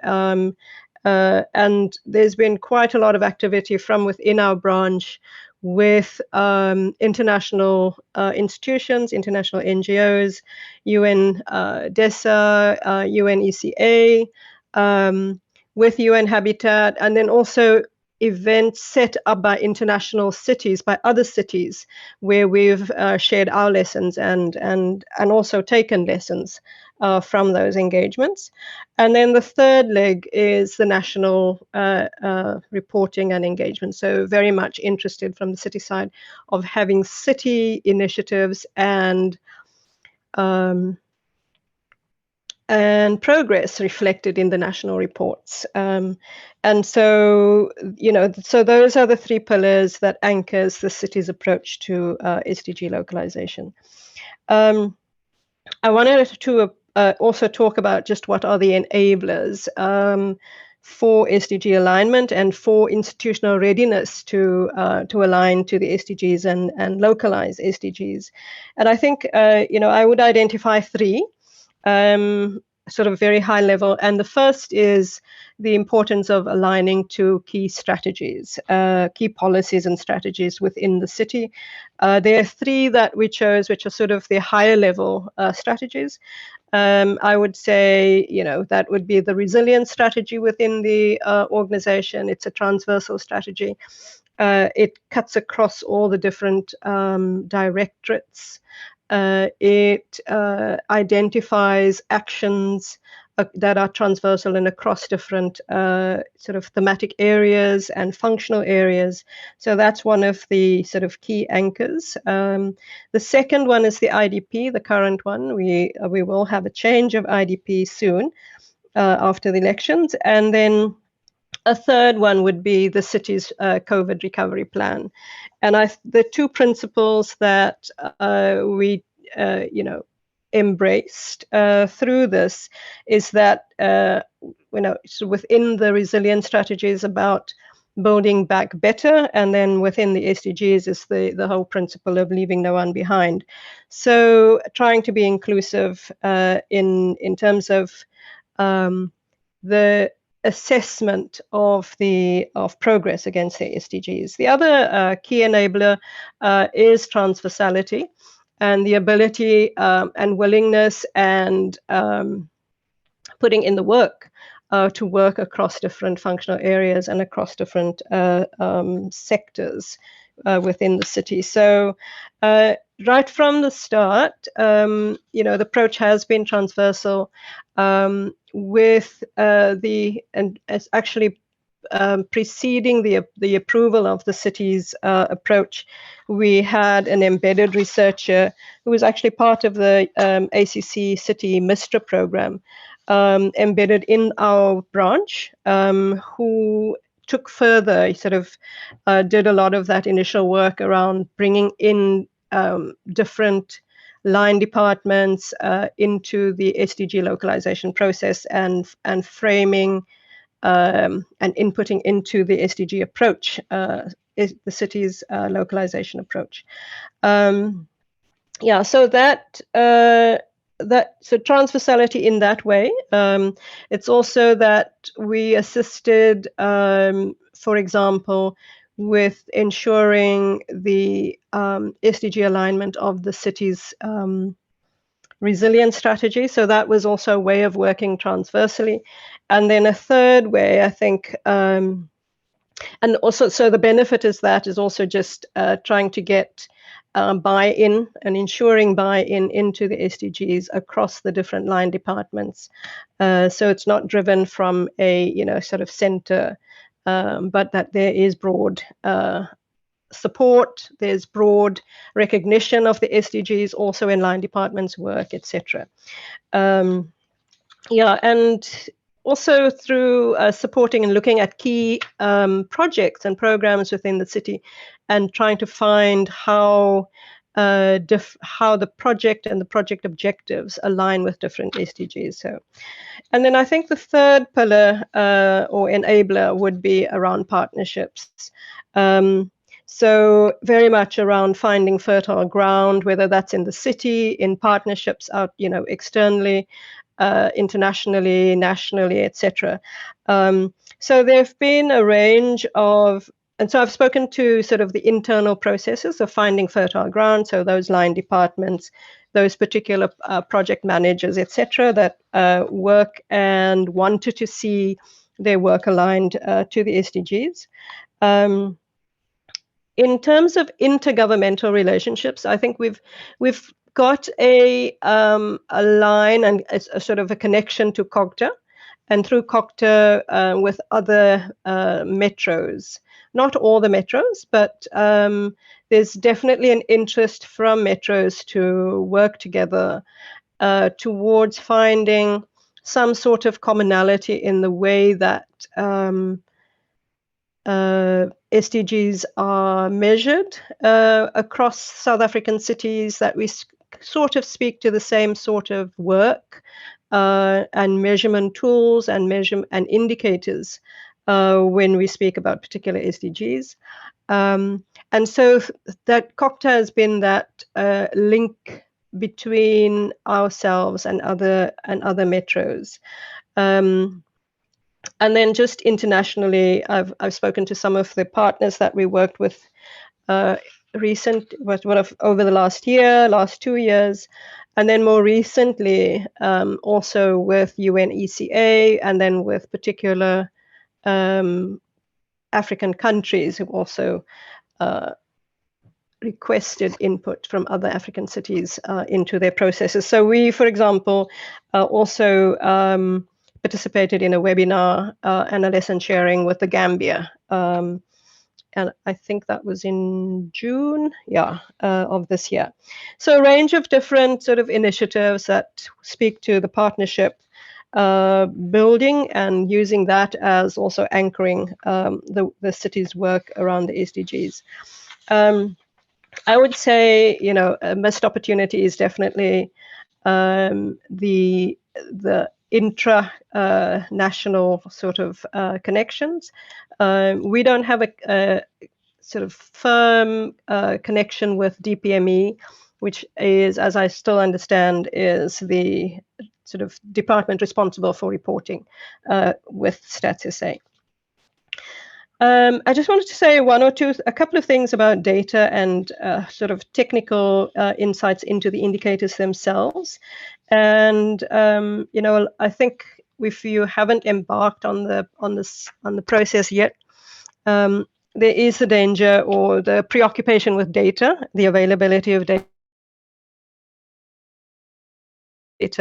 And we have learned through our process, and also in our engagements with other cities, other partners, to not be held back by the data you have available, and to really kind of work with the programs that you as a city or as an entity are busy implementing, and finding the alignment between that and the SDGs.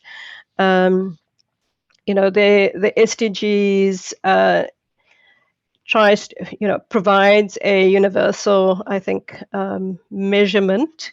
Not everybody will be able to have the data or be able to directly sort of align what they do with that indicator, but to look for the intent, I suppose, behind the indicator and the outcome, and how your work aligns with that intended outcome, and where you are in relation to that intended outcome. So definitely, I think in terms of a lesson is to treat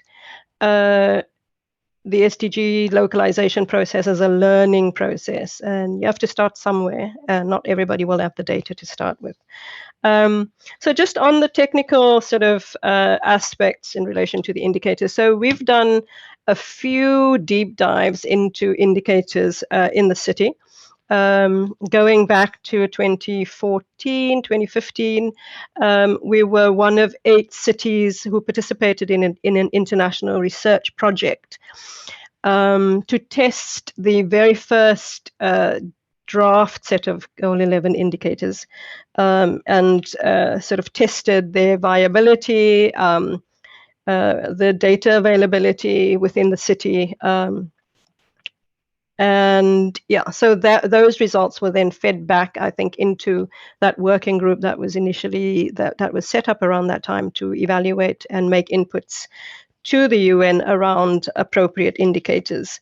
So that was a very sort of deep exercise where we assessed internally the reliability of the data, the viability of the indicators, etc.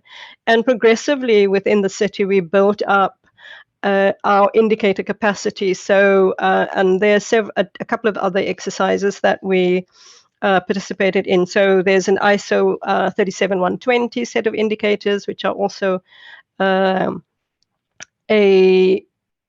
initiative that seeks to develop a standardized set of urban development indicators.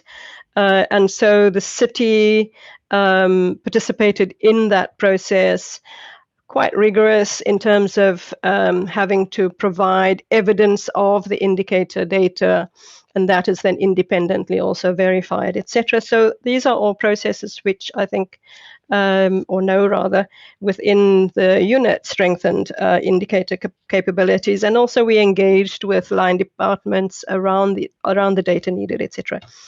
More recently, also sort of deep engagement around the City Resilience Index as a indicator engagement process. So there are some, so there's, through that, we also, I think, sort of gained more understanding of where the strengths within the city are and where the data gaps are.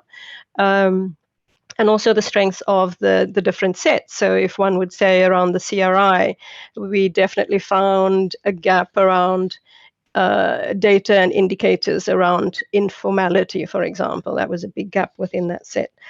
Within the city, we found, some indicator gaps and data gaps around disaster risk management, for example, and earlier also around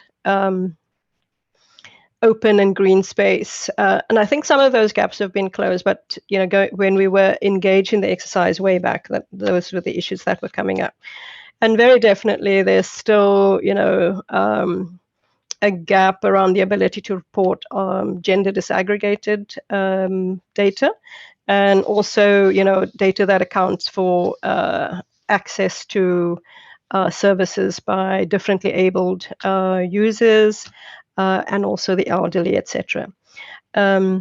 Yeah. So more recently, we engaged in a process where we also tested some achievement tools, so progress against the indicators, as part of another project, which is a follow-on from the SDG localization part of, but another one that we can talk about later.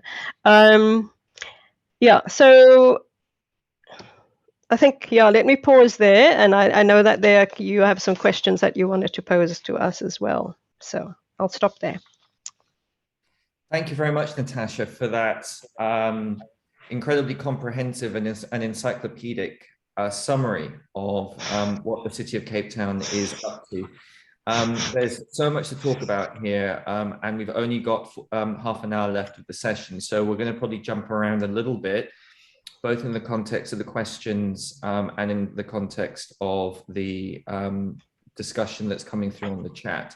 Just to note one more technical thing, I don't know if anyone else is picking this up, but Natasha, we can hear you perfectly, but you've frozen on the screen. So I don't know if that's something to figure out. We can hear you, so that's great, but just to note that you seem to have frozen visually.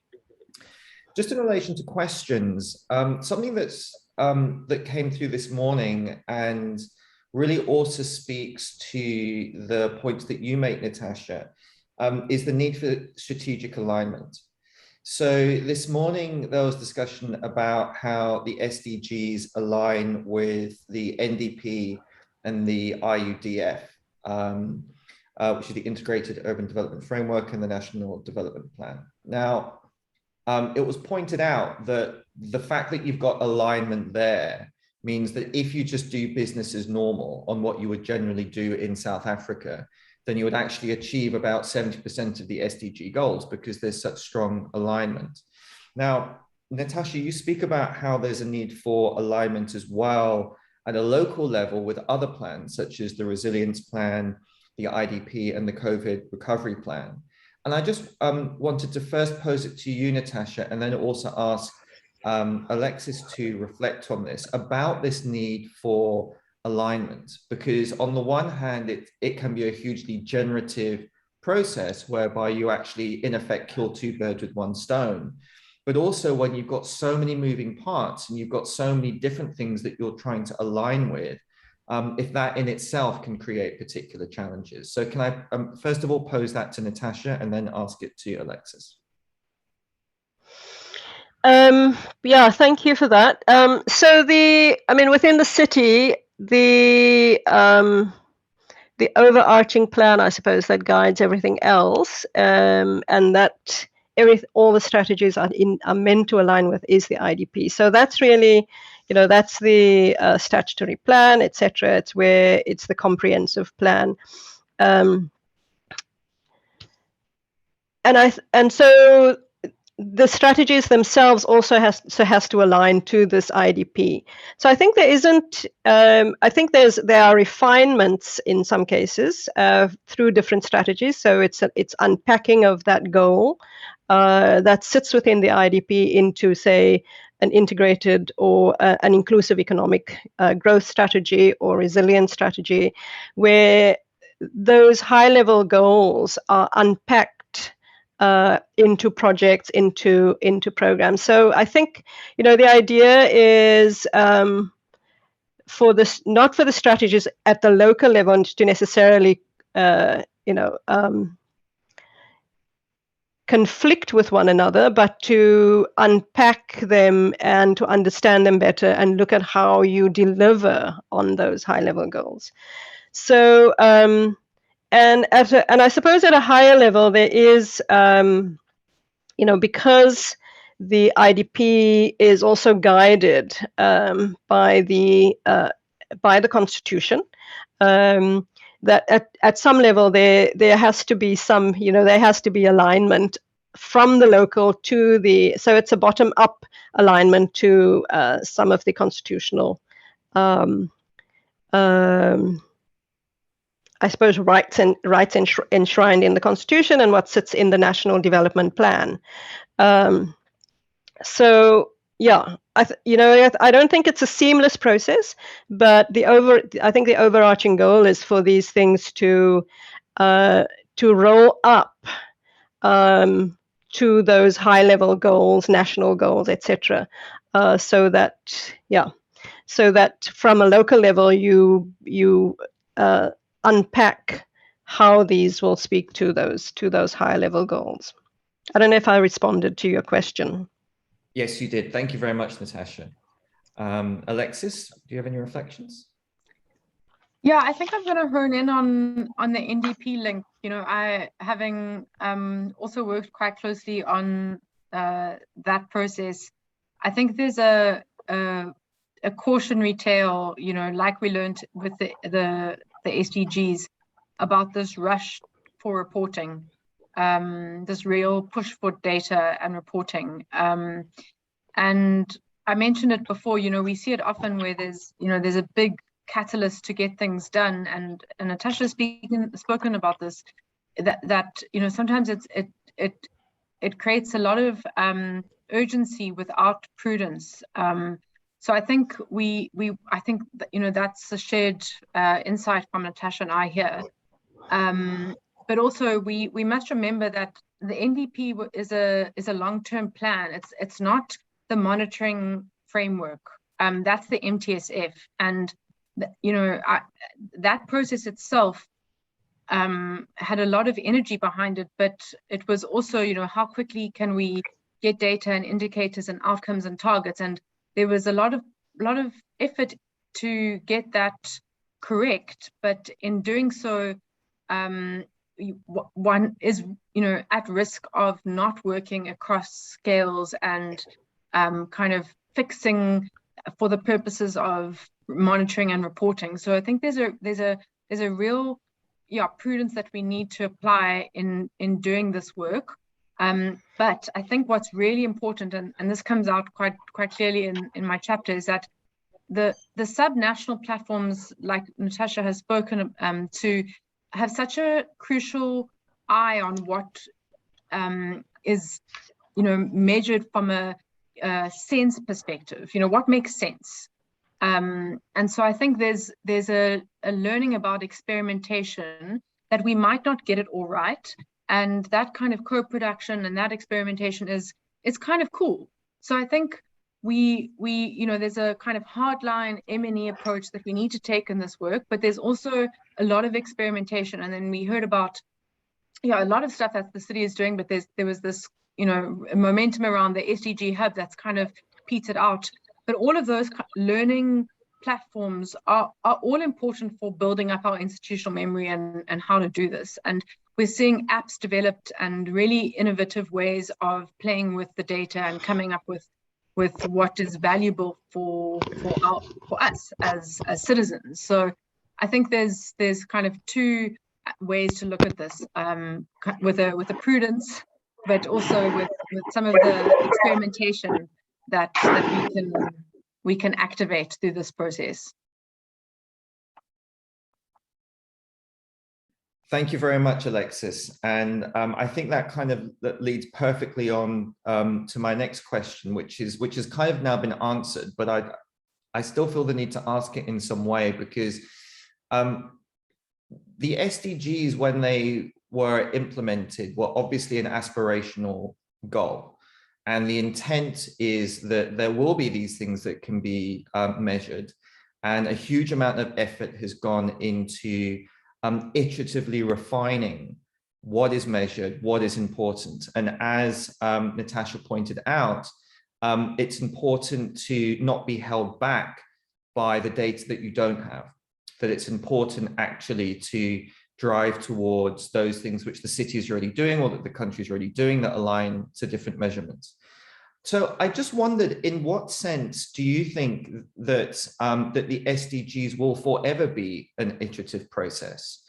And if we can imagine post 2030, will that in effect, by the time we get to 2030, have created for us an understanding as to what the next step will be? This morning, we spoke a lot about how there was a shift, like a cut between the MDGs and the SDGs. But if we're defining the SDGs now as something that is inherently iterative, does that mean that actually post 2030, we're going to know where we're going in terms of what the next steps are? So I'd like to pose that first to Alexis and then to Natasha. Thanks, Andrew. I'm going to answer this by reflecting on another forum that I presented at a couple of weeks ago at World Water Week. And one of the anecdotes from the panel there was, and it was a panel with business and the private sector. So a lot of enterprises, global nationals, global multinationals, they had all agreed, and these are obviously kind of the SDG cohort of that group, saying the SDGs will be here forever. We can't do away with these goals. And they might get a name or agenda, but what they inherently imply is globally agreed. So I think there's an important insight that we're learning from the business sector in that sense, as something that they need to have to track, because a lot of people are only really getting into the nuts and bolts now. So I think that's just a nice little anecdote, that I think the UN High Political Platform might need to listen to. But also the second point is that I think I mentioned it earlier, that the tier classifications of the SDGs reflect whether an indicator is conceptually and methodologically clear. And so if there's already data produced and there's specific advancements that need to be made, that will be part of the process. That's the way it's set up. So I think, by virtue of its methodology, and for those geeks in the room, you can go and check it out. That's important because it enables you as a subnational or as a country to understand what is domestically relevant for you. And then I think just the third point is that it's fundamentally up to the National Statistical Office as the go-between, from the country to the UN High Political Platform, to work with the primary data collectors. And here's the role of subnational governments, a lot of other actors, to demonstrate data availability and reporting progress. So yes, it might seem like quite a hierarchical process, but ultimately it's the nature of data and research is that will necessarily evolve. But I think what Natasha's really highlighted is that in future voluntary, national reviews and reports, consideration needs to be given as to how to go about that in the most effective and efficient way that's not a waste of resources, and that enables the relevant actors to get their value out of it. And obviously there's a citizen facing, but as Natasha's pointed out, there's also an institutional facing exercise there. Thank you very much, Alexis. Natasha, would you like to comment?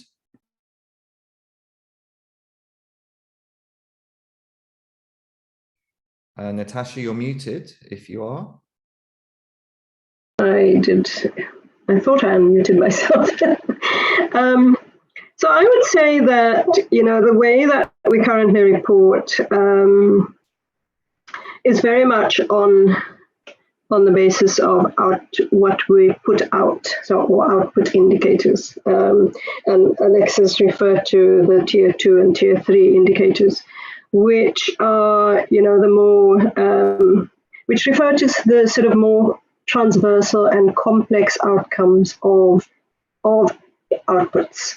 And at the moment, within government, we're very much focused, whether that's national government or local government or provincial government, we're focused on our own actions. And so we don't have an understanding yet of the sort of integrated impacts of the actions of a whole range of different development actors. The SDGs are essentially about outcomes. I think that's the foundation of where we want to end up. And that process of understanding the outcomes of what we put into the development space, into the urban space, national space. That's an outcome of the actions of a range of different, well, for lack of a better word, actors. And it's a research-based process. So we haven't begun to scratch the surface of understanding, what impact our interventions have. So I know I'm not responding directly to your question on the inherent sort of iterativeness of the process, but I think the understanding of where we want to be will only deepen through research. And at the moment, we've got a very superficial, I think, understanding that speaks to the numbers, but not necessarily to the experience of these interventions. So I think once we begin to also bring in and draw on the experiences of beneficiaries, of the data generated at community level by different actors, of what impacts these interventions have, we'll begin to have a better understanding of these things. of these impacts, and how and what the outcomes of them are.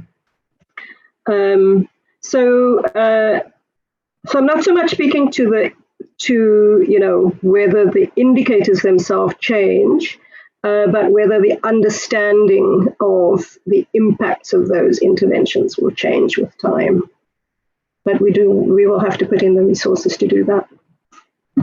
I'll pause there.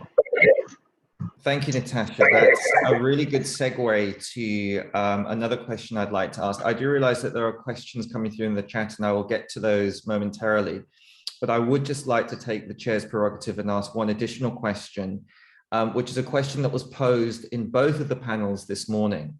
And I think it also reflects very much on next week's UCT SDG event, which is, what is the place, do you both think, of universities in the context of localization and implementation? Alexis, would you like to and then Natasha.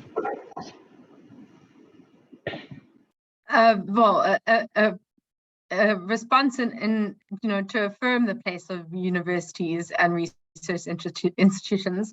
I think particularly in the current fiscal context, there's a huge need for partnerships of this nature. Although research bodies have been equally hit in the last 2 years, there's such an opportunity to think laterally about how to collect data. We're seeing some really exciting stuff in the data space. I know the City of Cape Town is, quite on top of things there, but I think there's a significant potential for circumventing a lot of the capacity constraints just from a data collection and collation perspective. But obviously there's a wider potential around, thought leadership and triggering new business models. And we're probably out of time, but that's a really exciting space, the digital space, I think, and the collection and use of data, where there are clear synergies. Thank you, Alexis. Natasha, have you got any reflections? Yes, so there's a growing sort of set of case studies and literature on localization, around the world. At the moment, I'm only aware of one where the universities have played quite a central role in a localization process, and that's Bristol in the UK. So it's definitely feasible, and I would say also, and going back to my earlier point around, getting different actors involved in better understanding, definitely there's a role for universities in that space. That's the short answer. Brilliant, thank you. And now we're going to jump over to some questions that have been coming through in the chat. One of them, which I'm going to pose to Natasha first, because it's framed that way, is what are the experiences, cases in building government, private and civil society partnerships in generating data, planning and implementation of projects in Cape Town and in South Africa in general? But I think that's probably more a Cape Town question to start with. So Natasha, do you have any reflections on that? Okay, so I'm going to break it down into two, I think. So just on generating data, I know that the city is looking at where there are data available that is locally generated through community groups, etc., and to find a way and exploring how that can be sort of brought into city processes, city planning processes. And I think, and then on the planning side, so I'm speaking to this separately from the SDGs necessarily. This is just around data and project and implementation of programs. There are engagements and partnerships with community organizations in certain line functions and around certain functional areas. So I think, I think in general, that's an area where there is still a lot of scope for more or better and further integration of community-based civil society inputs into project planning, program planning within the city. And I think that there's a lot of scope. I have to just let me phrase it this way. There's a lot of scope for more integration using existing processes, but also maybe refining those processes and looking how one can better, how you can improve inputs from various actors into city plans, etc. And then in the SDG space, as we said earlier, there's definitely scope for universities and other development actors to all be involved in the process of feeding into data, understanding programs and projects that are being implemented that speak to specific outcomes that we want to measure as desired outcomes within the city of Cape Town. I'll just say, very briefly, we are in the process of finalizing our first voluntary local review for the city of Cape Town, which is basically the city's SDG report.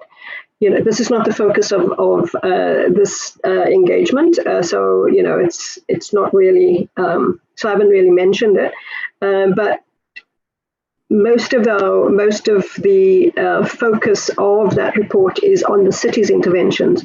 We're well aware that there are other interventions by other development actors, including national government, including province and NGOs, that all contribute to SDG outcomes within the city. And at some point, we should be working towards a report that reflects all of these inputs.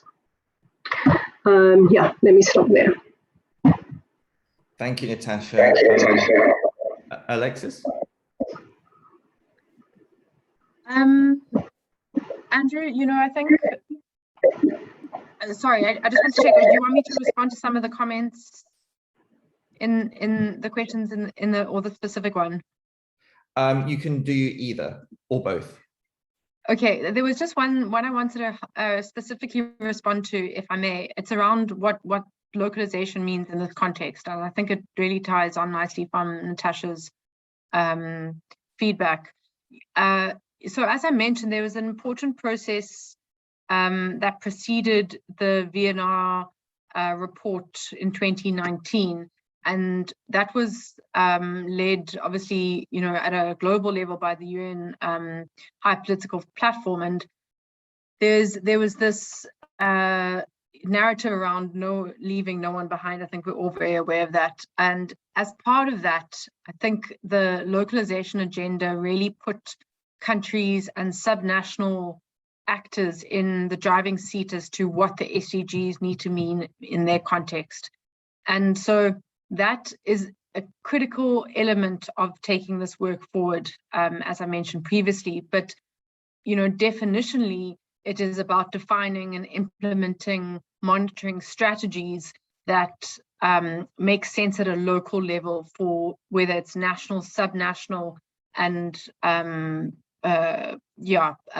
levels of the Sustainable Development Goals and targets. So the idea is, what makes sense for local ambitions to report on their SDGs. And I think the real insight there is that there are a lot of indicators that one would generally agree with, but they also need to be contextual and have a grounding in the South African space. So will be really interesting to see the City of Cape Town's SDG report to see how that has been understood. So I hope that answers one of the questions in the chat. I thought it was an important one. Thank you, yes. And I think we're all looking forward to seeing the City of Cape Town's report. So I just wondered, Natasha, if that would be available and when that would be available. Yeah, so this is something that we did on the back of the mayor signing the City of Cape Town up to the City of New York's mayor's office to develop, for cities to develop their voluntary local reviews.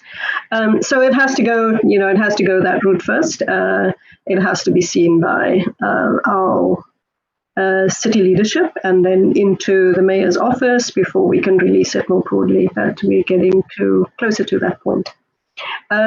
So we didn't really follow, the HLPF's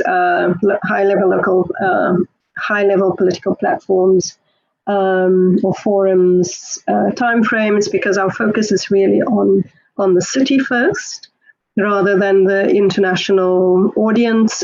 We will share it eventually once we've gone through the institutional processes and bedded it down within the city, and then we will share it more widely. Yeah. Thanks, Natasha. Just being mindful of time, I have one additional question, which I'd like to pose directly to Natasha, if that's okay, which kind of speaks towards the elephant in the room, which is COVID-19. And this morning we spoke quite a lot about how obviously COVID-19 has put a dent in the aspirations of the goal, simply because of the monumental effect it's had and the cascade effect it's had across all the different goals themselves. So part of my question is just in relation to, say, the City of Cape Town. Is that something that that is being factored in? But also in relation to someone who all three of us know on this call, Sylvia Crise, who used to work for the African Centre for Cities and is now at the University of Witwatersrand and used to be an embedded researcher at the City of Cape Town. She's recently written a paper talking about the potential synergies between how cities responded to the SDG and how they responded to COVID-19, particularly, for example, in terms of data collection, particularly in terms of their operational mandates. And I just wondered if I could throw that somewhat unwieldy question at you, Natasha, and ask you just to reflect on the connections, if there are any, between what we're seeing now with COVID and with the SDGs. Yeah, I'm not sure what to make of that question.